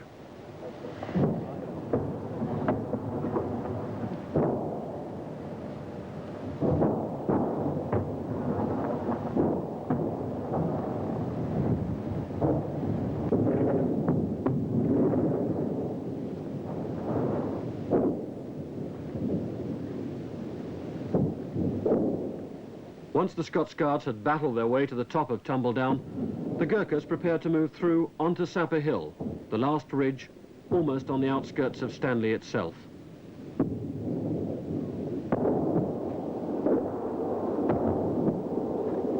The helicopters, snuggling against the contours of the land, couldn't keep the ammunition coming fast enough. The final bombardment brought the guns down to their last half-dozen shells.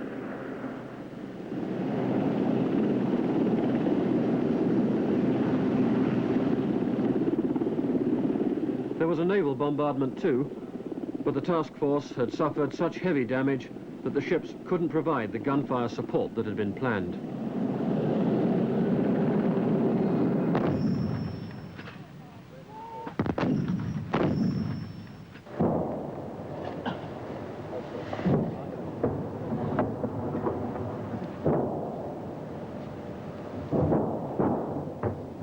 But short of ammunition or not, the British shells kept falling remorselessly until the Argentine line broke.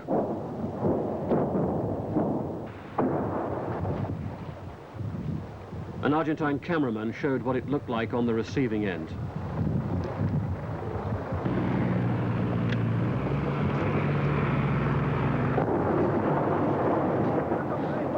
The demoralized defenders were pulling back into the town. Officers and men were arguing. Discipline was breaking down.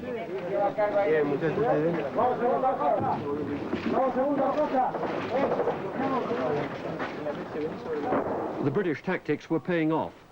The appalling bombardment had been going on for weeks. The blockade, even partially enforced, had created a sense of isolation. The weather was turning nasty. There was nowhere else to retreat.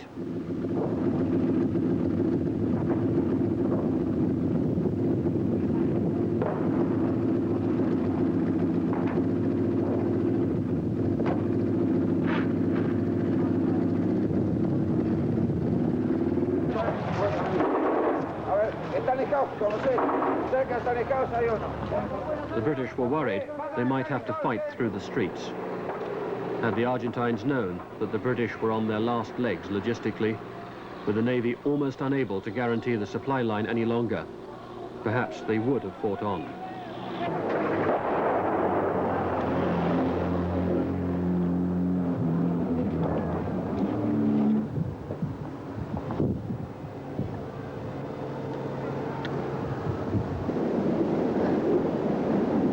Instead, suddenly it was all over. The guns fell silent.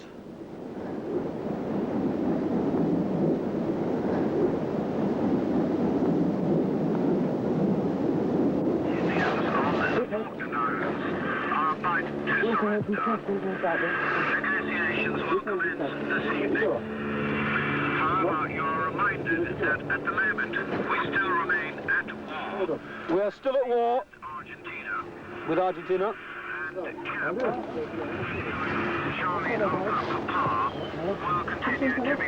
And we'll still have cap. Against anything happening. Normal anti-air precautions. Argentina should be continued. 8-2, Roger, out. Negotiations will start tonight. Although there appears to be a ceasefire at the moment and the Argentinian forces in the Falklands have appeared to have surrendered, this does not necessarily mean that the forces in the mainland Argentine will necessarily stop fighting. Therefore, we will have normal cap, that is air cover, combat air patrols, and we should take the normal precautions against being caught by surprise or whatever. There is a white flag flying over Stanley. Very marvellous. Čo hałajazle, Marty Jansa, Coursin Foucault, objectivement, Juan Foguera, Now their major had to explain to some rather disappointed Gurkhas that their chance for fighting and regimental glory was over.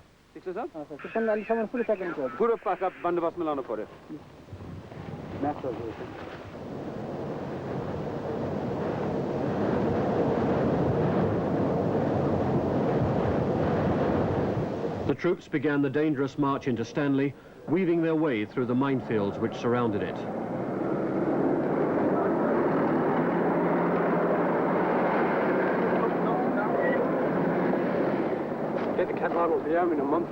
They followed carefully in the tracks of the engineers, the men who'd led every assault, showing the advanced troops the way through the minefields under fire. With the ceasefire still shaky, the order was given, advance, but fire only if fired upon. No more opening fire. No more opening fire. No more opening fire.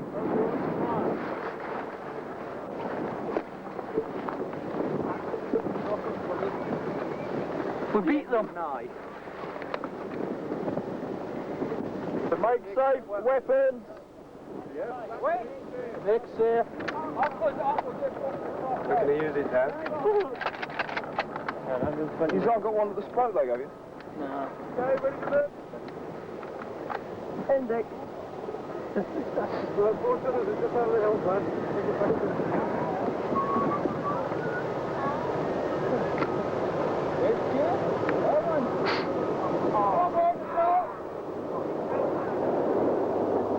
Two emotions competed, elation that it was all over, and a sense of being drained, almost deprived of purpose.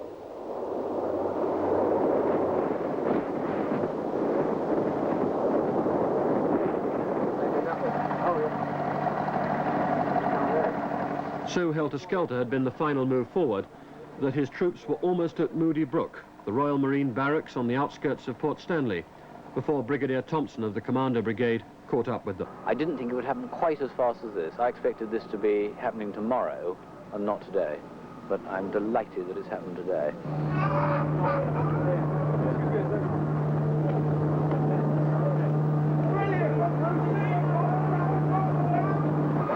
The real enemy defeated, there was time for some regimental rivalry. Why, where'd you put it up? There on the race course. Hey, who got up the battalion flag up on here, Dave? Who was the first to put up the flag? Cooper! I put it up again. Cooper the first in again? That's right, Yes, again. Cooper was first in. How much did you beat the others? 2.5 hours. So how long have you been here now?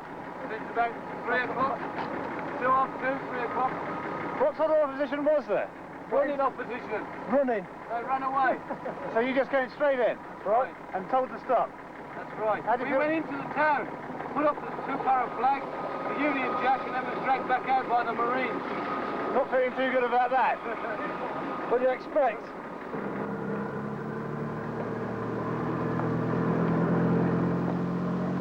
Argentine officers were allowed to keep sidearms to emphasize their authority, perhaps even to ensure their safety against their men. That Monday evening, June the 14th, General Moore helicoptered through a snowstorm to negotiate the Argentine surrender. Not just in Port Stanley, he insisted, but everywhere on the islands. Got about 14 groups ashore in The surrender was unconditional in everything but name, because when the agreement was drawn up, General Menendez would not have the word unconditional in the final document. Well, not that I know of. In Downing Street, news of the Argentine surrender came as an enormous relief. Prime Minister, could you have a word with us, please? Mrs. Thatcher, just back from telling the Commons, was exuberant. Here. Prime Minister, we have a microphone here. It's just wonderful news, and it's Great Britain. Marvellous forces, every single one of them. It's just been everyone together, and that's what matters. We knew what we had to do. We knew what we had to do.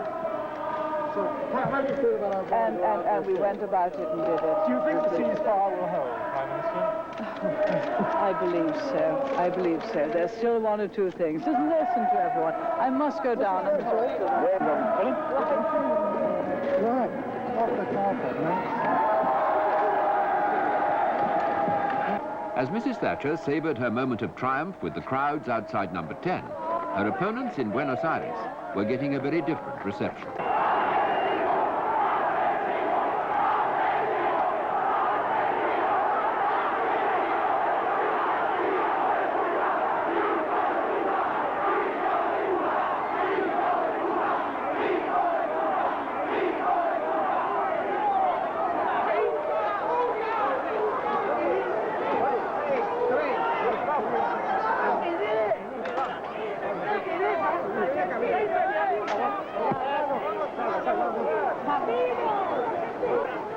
General Galtieri had intended to address the crowds from the balcony of the presidential palace. But because of the anger and stream of abuse directed at the Argentine leadership, the president took the precaution of addressing the nation from the safety of a television studio, far from the noise and violence of the scenes outside.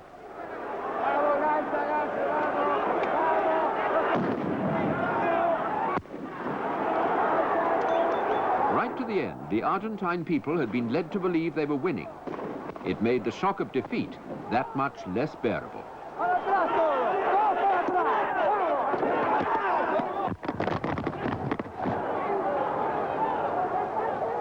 "48 hours later, President Galtieri was president no more. The search for a successor was on.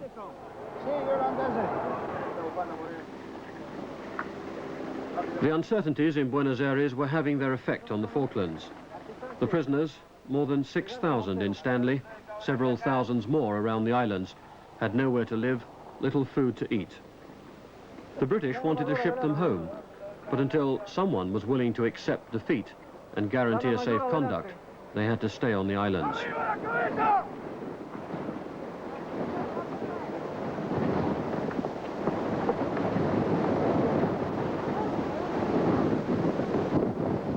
The prisoners were taken out to the squalor of the airfield and left amid the mud and debris to fend for themselves.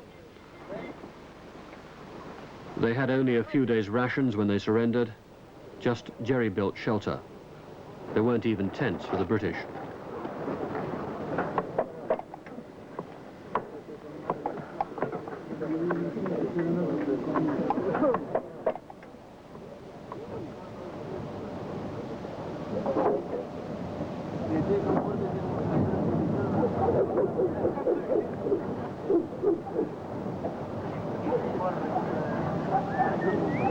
Suddenly, the danger of men dying needlessly through exposure seemed very real. It was several days before Argentina was stable enough to strike a deal to bring them home.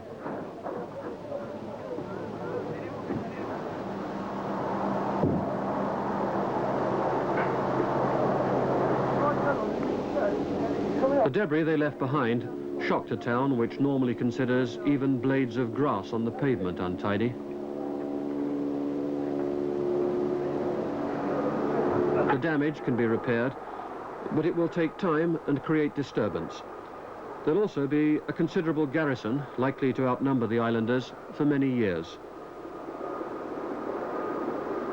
The mark of war will never be erased from the island's life. Despite the vigour and the confidence of the British troops, it was a close-run victory. The length of the supply line and the need to defend it strained the Navy greatly. It could have gone the other way. At the end, it was a case of whose nerve broke first. General Moore kept his, and kept to himself, any doubts about winning until the battle was over. One has one's moments of doubt, and I would have thought that all human beings have their moments of doubt. One has to have the strength of character to overcome these moments of doubt. What I did not ever doubt was the quality of the men, and that, happily, I was right about. When you found it was over, that you'd won, you obviously had a lot still to do. What was your mood? I think my mood was elation above everything else, that the whole thing was over, that we'd done the job we'd come here to do, that the sacrifices that had been made by a lot of young men, and as you know, in those final 3 days we had 173 casualties, had all been worthwhile, because the freedom of the Falkland Islanders to live the life they wanted, under the government they wanted, was restored, and that's what we come for. So it was a great sense of elation in that sense.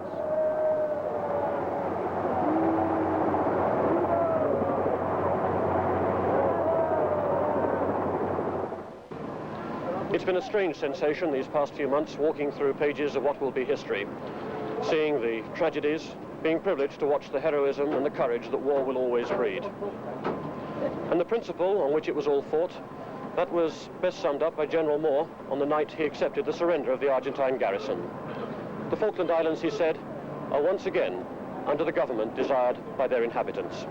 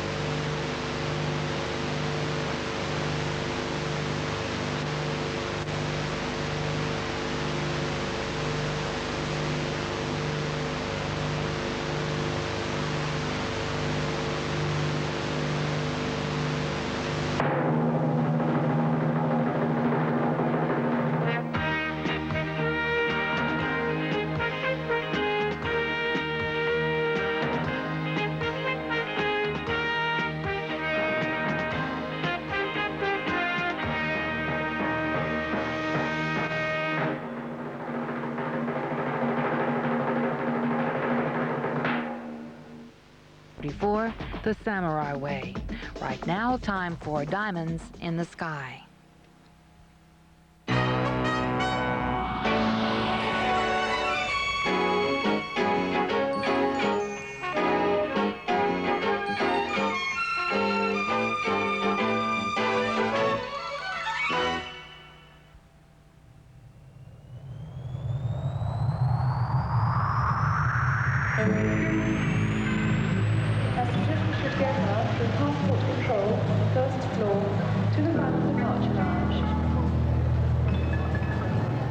Passengers Bailey, Gill and Alfred, please go immediately to gate 53 where the flight is now closing.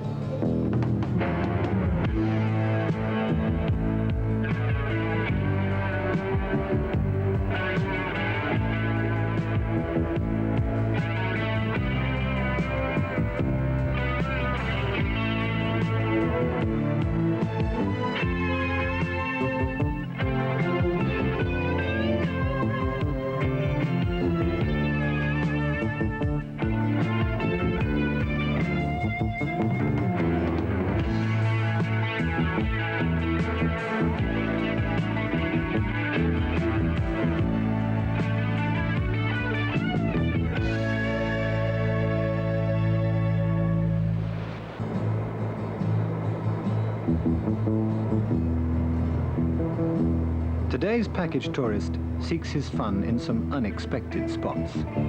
This plane load is heading for a place the very name of which strikes chill to the bones. Why have they turned their backs so firmly on Mediterranean sunshine? Well, I've been through the Spanish thing. I've had a holiday in Becketall. Quite frankly, after about 3 or 4 days, you've had enough. There's very little to do. Just sort of lying on the beach all day. It's not really my cup of tea. I have foregone my colour television this year in order to save us money to come. I'm a resident of Florida, and you know, all year round the climate has a sameness, so I wanted to get away from the hot weather. Just never change, will it? Instead of getting the suntan, you might get frostbite, you know? Right.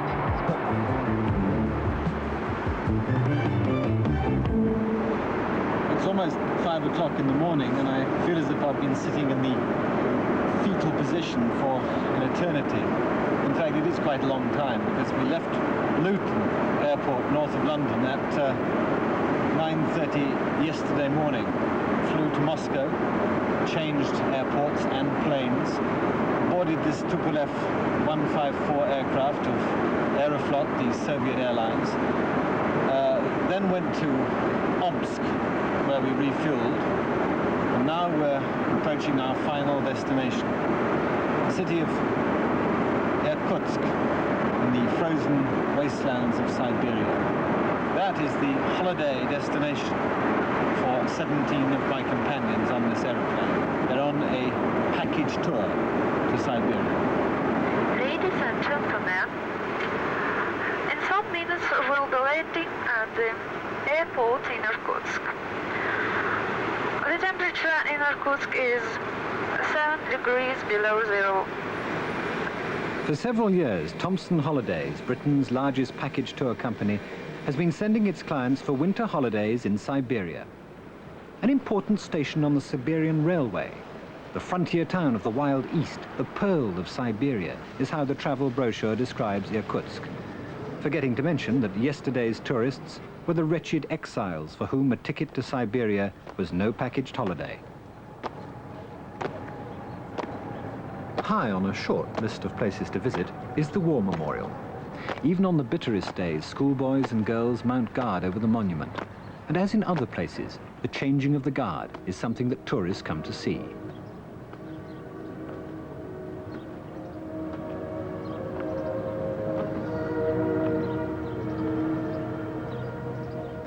As a leisure resort, Irkutsk has obvious shortcomings, which are not helped by the Soviet view of what constitutes fun.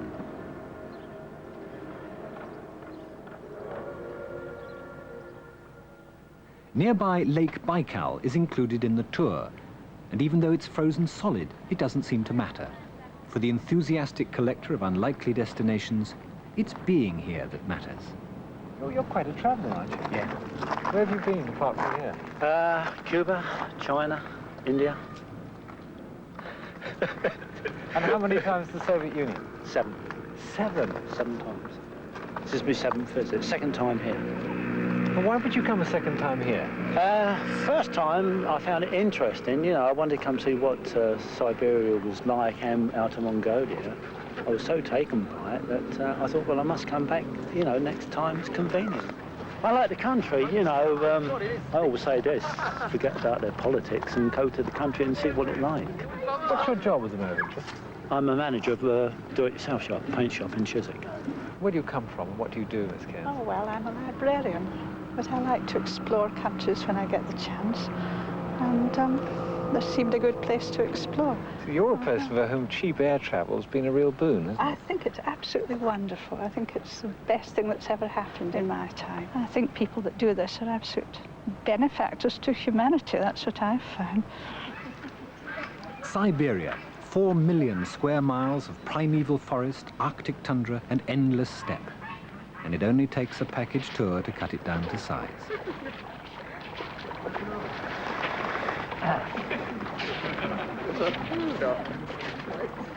The cultural excursion was to this typical Siberian village. Not only did the place appear to be deserted, but most of it lay on the wrong side of a half-frozen stream.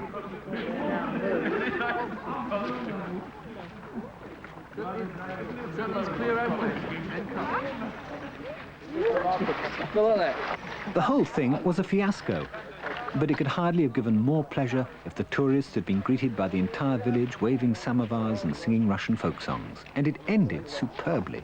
When they finally made it across the ice to their main objective, the village church, it was found to be firmly shut. If Thompson executives back in London had planned it this way, they could hardly have done better. Or could they?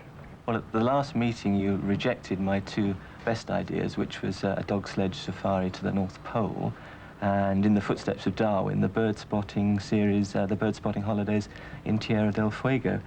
So I don't know, what have you got that's brilliantly new?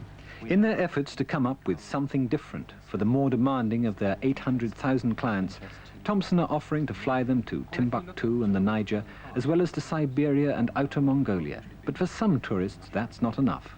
If anything, the only criticism we've had of the holidays to Siberia and Mongolia has been that they're not really cold enough. Is there anywhere we could actually go to, further north in Siberia? Well, we're thinking at the moment of introducing Bratsk, which is marginally colder. I mean, that's real sort of bear hunting area.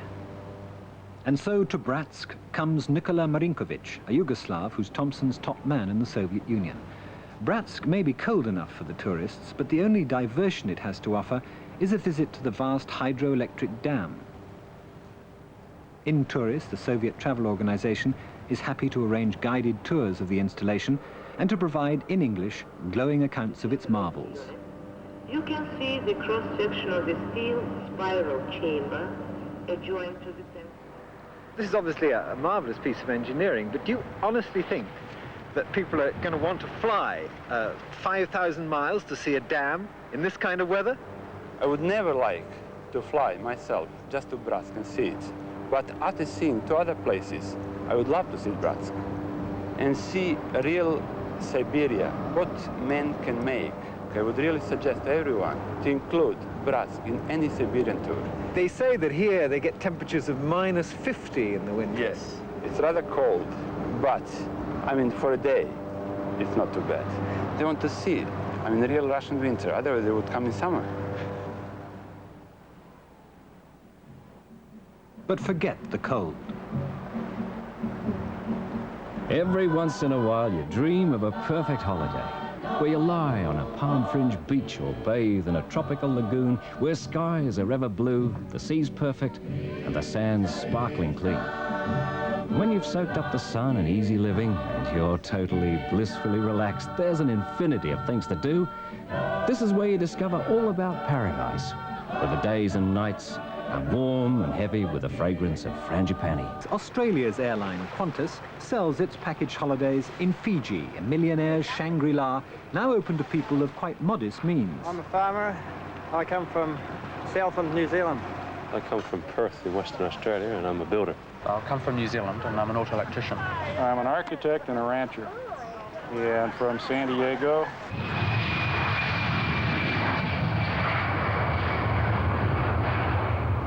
Welcome aboard our Qantas Fiji Fun Jet. Our flight time to Fiji today will be 3 hours and 30 minutes. During this time, we'll serve you lunch, and during the flight, we'll be playing our race game in the sky. What Spain is for Northern Europe and what the Caribbean is for the United States, Fiji is for Australasia. And it's the airlines that have made it that way. By ingenious advertising and hard selling, they've created the need for people to holiday in Fiji. That's the way the airlines do business today, as the chairman of Qantas, Sir Lennox Hewitt, explains. We are the biggest segment of the tourist industry in Fiji, and we, Qantas, are bringing an ever-increasing number of Australians to Fiji. You know, we in Europe always tend to think of Australia as being a land constantly bathed in sunshine, and I think we might wonder why on earth Australians need to get away to a place like Fiji. Oh, it's a friendly, interesting, agreeable place to be, and one of the closest of overseas destinations for Australians. What's the secret, do you think? If there's one thing that people want to travel for, what do you think it is? Change. Something different, whether it takes the form of food, of accommodation, of climate, of duty-free shopping. It can all be summed up, I think, in the one word, difference or change. And the biggest change for the first package tourist wasn't so much the lavish welcome and exotic drinks, it was the novelty of flying. And now that has vanished. How did you all come here to Fiji? Flying. And how did you like that? Good. Was it the first time you've been on an airplane? No, we've been on thousands of times. Is anyone here the first time that they've flown? No. No? No? No. You've all flown before, have you? Yes. What, lots of times? Yes. This is the age of travel. No one can stop that. We are all part of one world and the same planet, eh? So here you are and here we are, and thank you.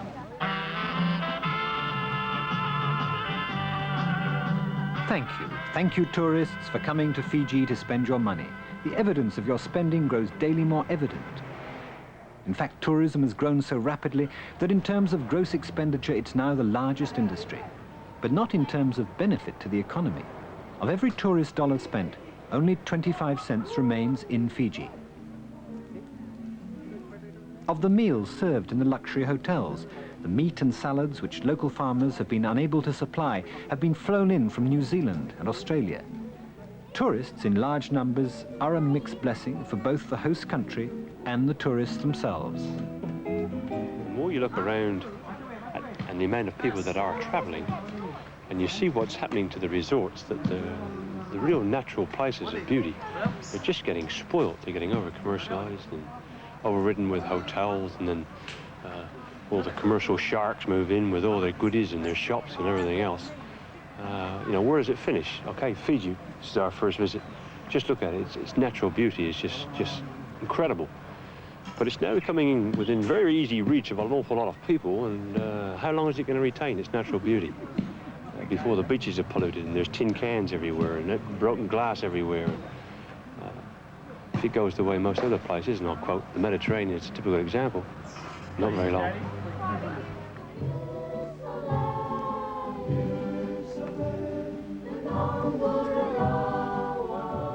The danger of tourist pollution does cast a shadow over the future of air transport.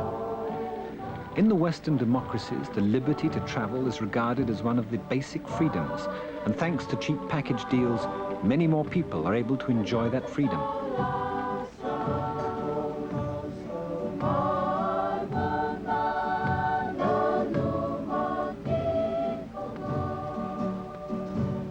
But whether the new mobility makes our world a happier and lovelier place to live in is a question on which there are sharply conflicting views. The democratic view states that anything that makes air travel available to more people at a lower cost is a good thing. The elitist takes just the opposite view and argues that the more of us that travel, the less there is to travel for, that inevitably we destroy what we set out to enjoy. Well, I thought this was a new debate until I was reading about the father of the package tour, Thomas Cook. In the 1850s, the first Cook's tours of the continent were making available to the English middle classes what had previously been the preserve of the aristocratic and the wealthy. And the upper classes were not best pleased. They called Mr. Cook's tours a new and growing evil. And the British consul in Florence wrote angrily to Blackwood's magazine about the tourist pollution in these terms. The cities of Italy, he said, are now deluged with droves of these creatures, for they never separate, and you see them, 40 in number, pouring along the street with their director, now in front, now at the rear, circling round them like a sheepdog, and really the process is as like herding as may be. I have already met 3 flocks, and anything so uncouth I never saw before. To Bangkok, the flocks come today for the culture, and the consequence of their coming is entirely familiar. The temples and palaces have lost their serenity as surely as Westminster Abbey and Notre Dame and the Acropolis have lost theirs, sacrificed to the fleeting demands of the new nomads. All visitors to Thailand descend on Bangkok and Chiang Mai, and in those cities they expect to see and to have their presence recorded in certain well-established places. It's the necessary evidence of their visit, and it has to be paid for.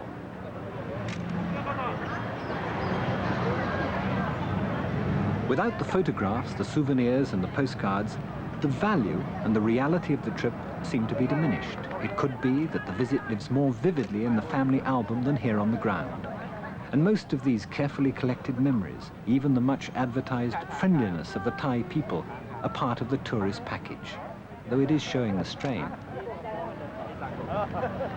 That's all right. Let him have a good bargain and he'll take one for his wife, because I told him 2 years ago I come here, I buy, I come again, I buy, you give him good bargain. Okay, Daddy, has 450, Daddy. 400. 400 to 2. Looks like you didn't get it. Yeah. 650, that's all right. Perhaps the most striking example in Bangkok of the destructive side of tourism is to be found here on the canals, in what the guidebooks call the floating market. According to the blurb, you'll find here a colourful fleet of tiny boats selling a succulent range of tropical fruit and vegetables. What you'll in fact find is an ugly, waterborne traffic jam. The market boats have long since been driven away by the tourist craft, and what is now called the floating market doesn't even float. It's a sprawling souvenir shop on shore. And yet, some visitors are more than satisfied. What you never knew, you never miss. What have you seen this morning? Oh, I've been all the way up to the floating market, and the people are wonderful. The fruit's beautiful, sweet, bright, and wherever you go, that people are so friendly and the smile's so nice. It just makes you feel happy. Especially when you come, the climate's so nice. We came from ice and snow. We were delayed 33 hours, and our plane can't take off for ice and snow in Canada and Chicago. So to come to this country, it's hard to believe how warm it is. Yeah, wonderful. What did you think of this morning's tour? Obviously, there had been some commercial impact there. The tourists were rampant, and it just wasn't what I expected. Have you found this to be generally true of your trip here? Yes, in Bangkok. Chiang Mai, however, is a different story. That's far less commercial, but it's changing now. I understand there's international flights coming into Chiang Mai that'll change that entirely as well. April 1st, I think, is the magic date. Yet unspoiled, but not for very long. Not for very long. And the same goes for this floating market, 30 miles from the capital. This is the real thing, the way it used to be in Bangkok. But it's already earmarked for change.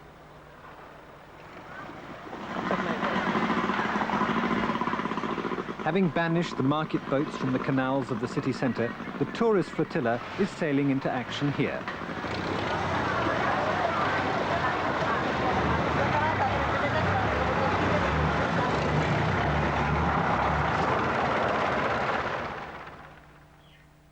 In the garden of his Bangkok home, I talked to a former Prime Minister of Thailand, Mr. Kukrit Pramot. Does he welcome the tourist influx? Oh, greatly. Greatly, because it makes a lot of money for the country. Are you at all bothered about people's motives for coming here? I mean, not everybody's coming here for Thai culture or indeed for the sunshine. Yes. And the main thing is to develop tourism and to gain more foreign exchange for all of us. The acquisition of foreign exchange is the name of the tourist game. It's now an important, if not a vital part of many national economies. It's what lies behind the visit of an airline boss to the Gambia in West Africa. Mr. Adam Thompson, the chairman of British Caledonian, is on a working holiday, and the president of Gambia has sent his personal chauffeur to meet him. The Gambia is new to the tourist business, but learning fast. It's only a year since customs and immigration did their occasional business in the shade of a nearby tree. And now they've acquired more conventional means of processing people, and only the visitor is the loser. An unlikely place for a holiday, the Gambia, one of the poorest and smallest African nations, a sliver of land enclosed by Senegal. Till recently, it had nothing to sell the world but peanuts. And then the Scandinavians discovered its sunshine. The Swedes arrived in force. They were even permitted to launch their own radio station, broadcasting in several languages, including Swedish and English. Okay, now, hi, welcome to the morning show. So we start the morning show off with Lucy in the Sky with Diamonds.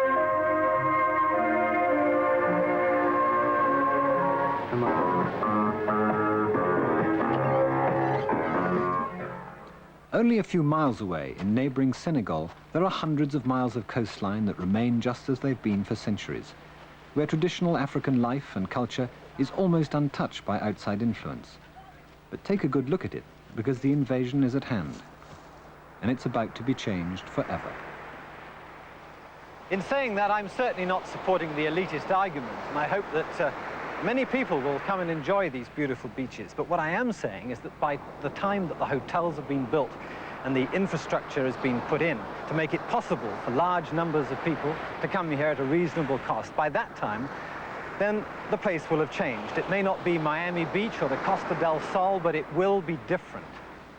Unfortunately, you can't go anywhere without changing the place, and the more people that go, the greater the change.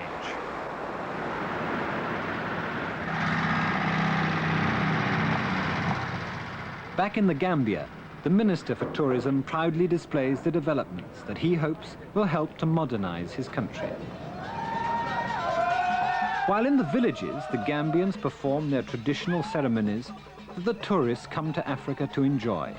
It's the familiar paradox. Is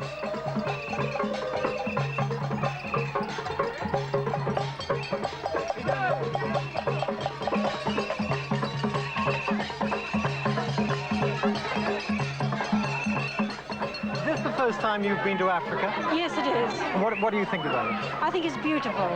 It's there's something primitive about the whole place. Yeah. And the people are so natural and happy, even though they're so poor. They're really happy. They're talking about expanding tourism very much down here. Well, I think that will spoil it. I do. I like to see it just as it is. What do you think, sir? Well, I think it'd be a shame if too much tourism came here and ended up like the Costa del Sol. It would ruin the atmosphere. And how long do you think that a village like this, for example, can go on putting on a show without it becoming a bit commercialised? They can't. Oh, they can't. It's impossible. They can't. That's impossible. There's such a natural spontaneity about everything they do at the moment. And I'm sure it'll be absolutely spoiled.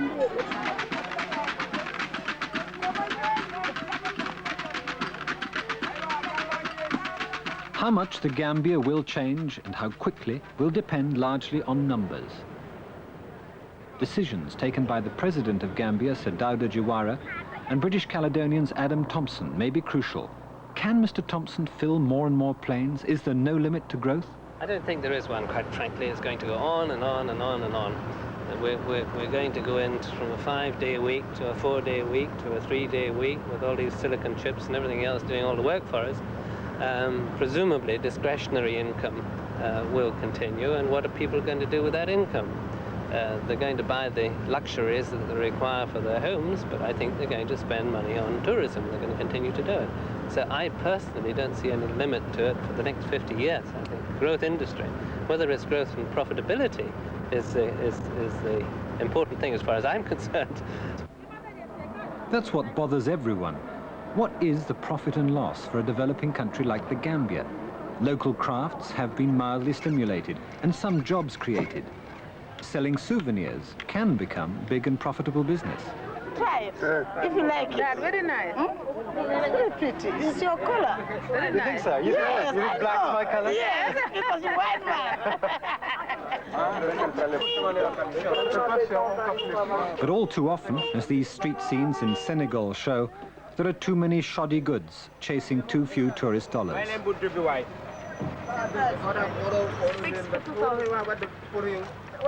Much of the work generated by tourism is seasonal or casual or exploitive, or all three. If there is tourist pollution in West Africa, then there's keen competition for it, a scramble for outside investment in an industry which is often seen as the quickest and easiest way to pep up the local economy. But so far, development is limited. And there is so much of Africa that most of it will remain untouched and unchanged for some time to come.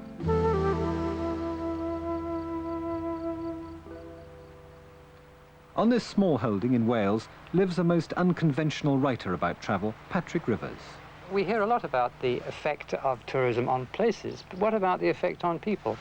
The tourist, I'm very concerned about that. The best part of a holiday, I discovered, is looking forward to it. The actual holiday experience can be a terrible letdown. Probably don't feel well. The place is never what it's cracked up to be in the brochure. People will tell you anything when they want to sell you something. And it's going to be a place where you find around you not the natives anymore, but either people who have been imported from some other part of the country or the people from the street up next door, next to you. Now, all this is a very unsatisfactory experience. When the place was first put on the tourist map, it probably had genuine, authentic attractions, which drew people there in the first place. But as time goes by, everything is jazzed up, tarted up, and it becomes part of showbiz. Now, I personally don't want to go a long way to see a show, because I can see a show either on my telly or in the cinema or in a theatre.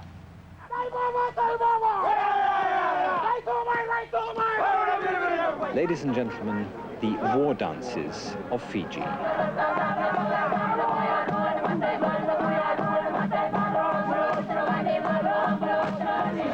Ladies and gentlemen, the classical dance of Thailand.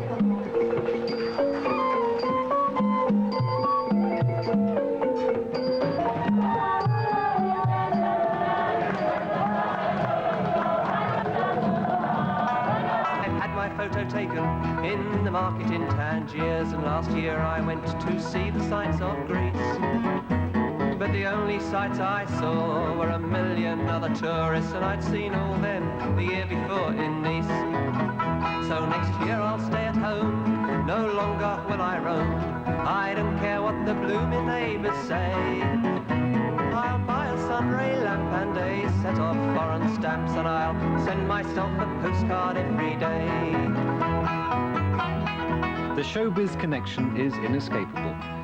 With the tourists directing the action and taking the pictures, it's as if the world had become a great film set. The rolls of Kodachrome that are taken home are what matter, more perhaps than the experience itself.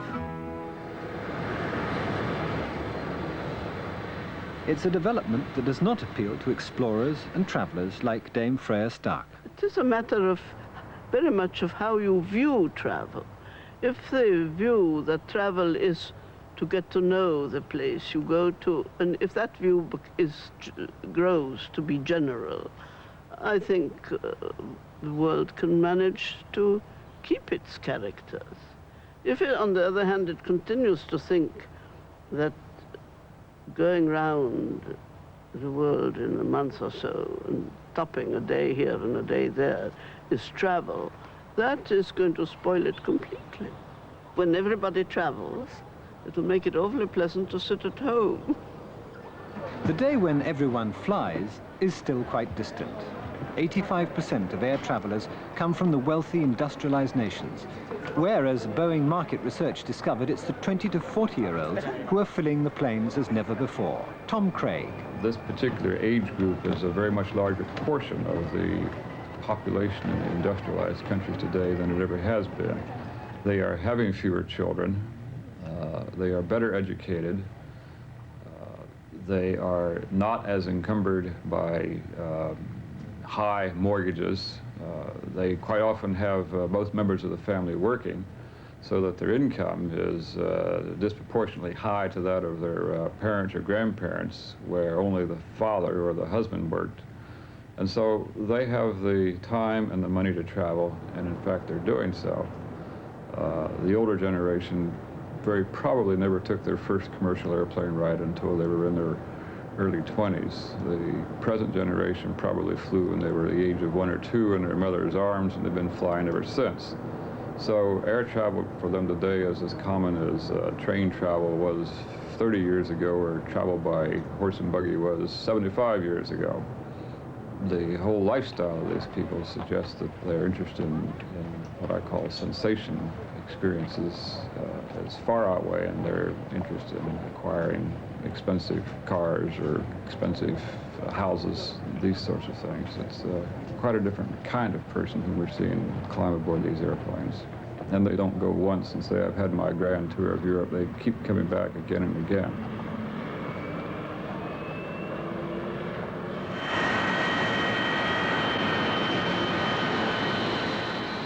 Now the same trends are beginning to be observed in countries like Taiwan, Malaysia, Thailand, Singapore, Hong Kong and Korea, where emerging middle classes show the same inclination to spend their newfound wealth on travel. For the airlines, this is the growth area for the future. And if the Chinese should ever enter the travel market, the possibilities are daunting indeed. In conditions of increasing congestion and discomfort, consumer resistance may grow. Patrick Rivers. The thought of travelling these days by air is such a horrifying prospect that I'd far rather stay here, not just because I live in a beautiful place, but because I know that when I get to the other end, it will be neither worth the cost nor the discomfort of getting there, unless I really want to put a lot of money down and go to some place where which hasn't yet been discovered. But if I'm doing that, I know in my heart that I'm only creating an ecological problem. I'm polluting some part of the world which has perhaps so far escaped this terrifying form of pollution. A terrifying form of pollution is not how Patrick Rivers would be regarded by India's Director of Tourist Development, A.K. Dave. India does not lose by having tourists. On the contrary, it gains very substantially. In fact, a rough approximation is that no more than 6% of all that money which comes into the country goes out in the form of obtaining facilities for the tourists. So it's a net gainer in a very substantial way. In fact, we are a huge country, nearly 660 million, and the present number of tourists is, let us say, 800,000. And even when it grows to double that figure, it will still be insignificant in proportion to the total population. And any local impact would be marginal. In fact, the exchange may be more beneficial. I can't see any harm at all resulting to the country or its culture from the tourists. Right. If I left two in no problem. Singapore. Ooh, watch your hips, honey. I couldn't be any better. There we go. I see you up, okay? Okay. Oh, Robert! Good God. Robert! Hoist the mainsail, will you? All this innocent fun has secured the jobs of both the elephants and their drivers. Redundancy no longer looms. Jaipur attracts 100,000 foreign visitors each year. They come to admire the magnificence of the ancient city of Amber with its forts and palaces, and they also come to shop. In the nearby village of Sanganer, tourists have brought unexpected prosperity to 300 low-caste Hindu families. Their bright hand-printed fabrics were first sold as souvenirs, and so much admired worldwide that now the village exports by air to fashion houses in London and Paris. Oh.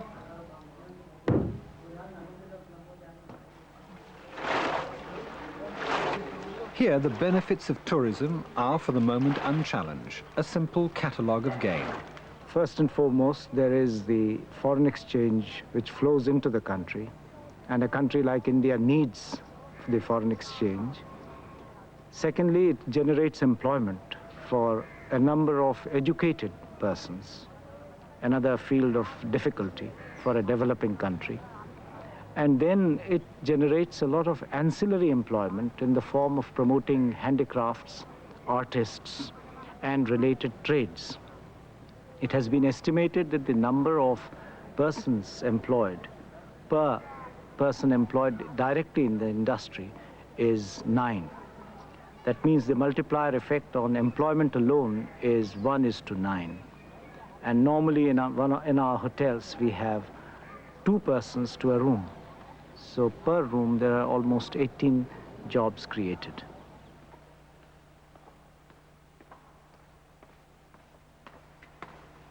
When the tourist brochures boast that in India, the visitor can live like a prince, they can for once be believed. This was the palace of the Maharajas of Jodhpur. Now it's the Palace Hotel, where anyone can stay at a very moderate price. The Palace Hotel occupies only a few of the maze of rooms in what was the largest private residence in the world. India can easily accommodate everyone who can afford to get here, as long as they're prepared to venture off the beaten tourist track, to the superb medieval city of Jaisalmer, perhaps, where tourist income, wisely spent, might really help. Of all the cities of Rajasthan, it's the finest and the best preserved, and yet there's a real danger that its ornate magnificence will not survive. Jaisalmer is depopulated, isolated and poor, and has nothing to spend on propping up its ancient buildings. If tourists could get here and find the minimum standards of comfort and hygiene, the city would benefit by their coming. But can change be made without destroying its precious tranquility? Or will it suffer the same fate as other places? It's a question of numbers. For most tourists, a visit to India is a once-in-a-lifetime event. It has to include the Taj Mahal. Even today, tourists who come say that, show us the Taj, and after that, take us to any other part of India, we are happy to go. But they do want to see the Taj. The mere fact of the presence of hundreds and thousands of people coming every day, on the other hand, could pose a variety of other problems. Litter, maintenance of lawns, mere opportunity to view the Taj in its pristine isolation. These are some of the things that one could suffer from, but I hope some solutions would be found by then. I have none to offer at the moment. The only solution is greater tourist dispersal. Back in the Soviet Union, the executives of Thomson Travel have come to negotiate just that, an agreement with in-tourists that will enable them to take their package tour clients even further into the forbidding and empty wilderness of Siberia. Good morning, good morning, good morning. Personally, I found Bratsk more interesting than Irkutsk. Yeah, but Bratsk itself, without Irkutsk, wouldn't be. You know that I think the combination of Irkutsk, Lake Baikal, and Bratsk, I think this is what we call the jobs of Siberia. Yes. Okay, so I think for next year, the Siberian tour should become quite attractive, apart from the one problem I was mentioning before. Night flight. Which is the night flight from Novosibirsk to Irkutsk. The details are settled, and with some pomp and ceremony, the agreement is signed. The economic importance of tourism is underlined by the presence of Russian television.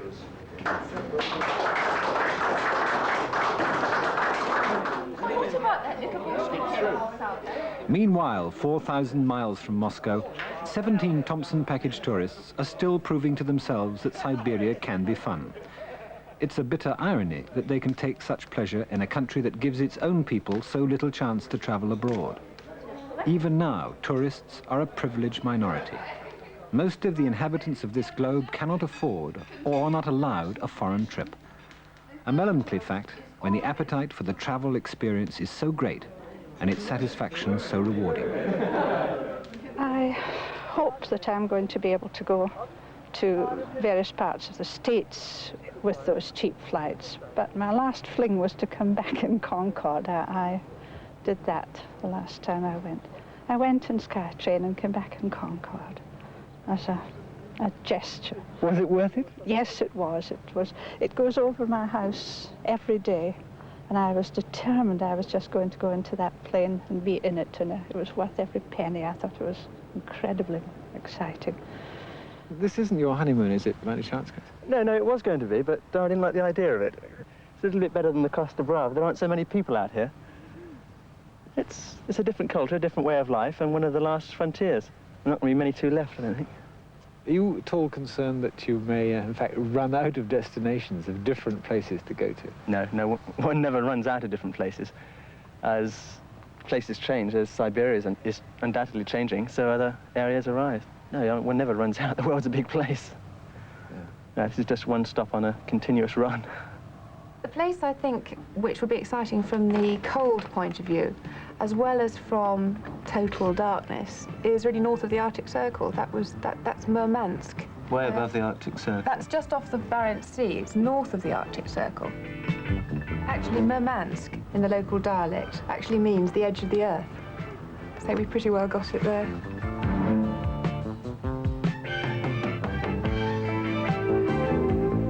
So if a packaged holiday in the Soviet Arctic is your idea of fun, you might just beat the crowds. Is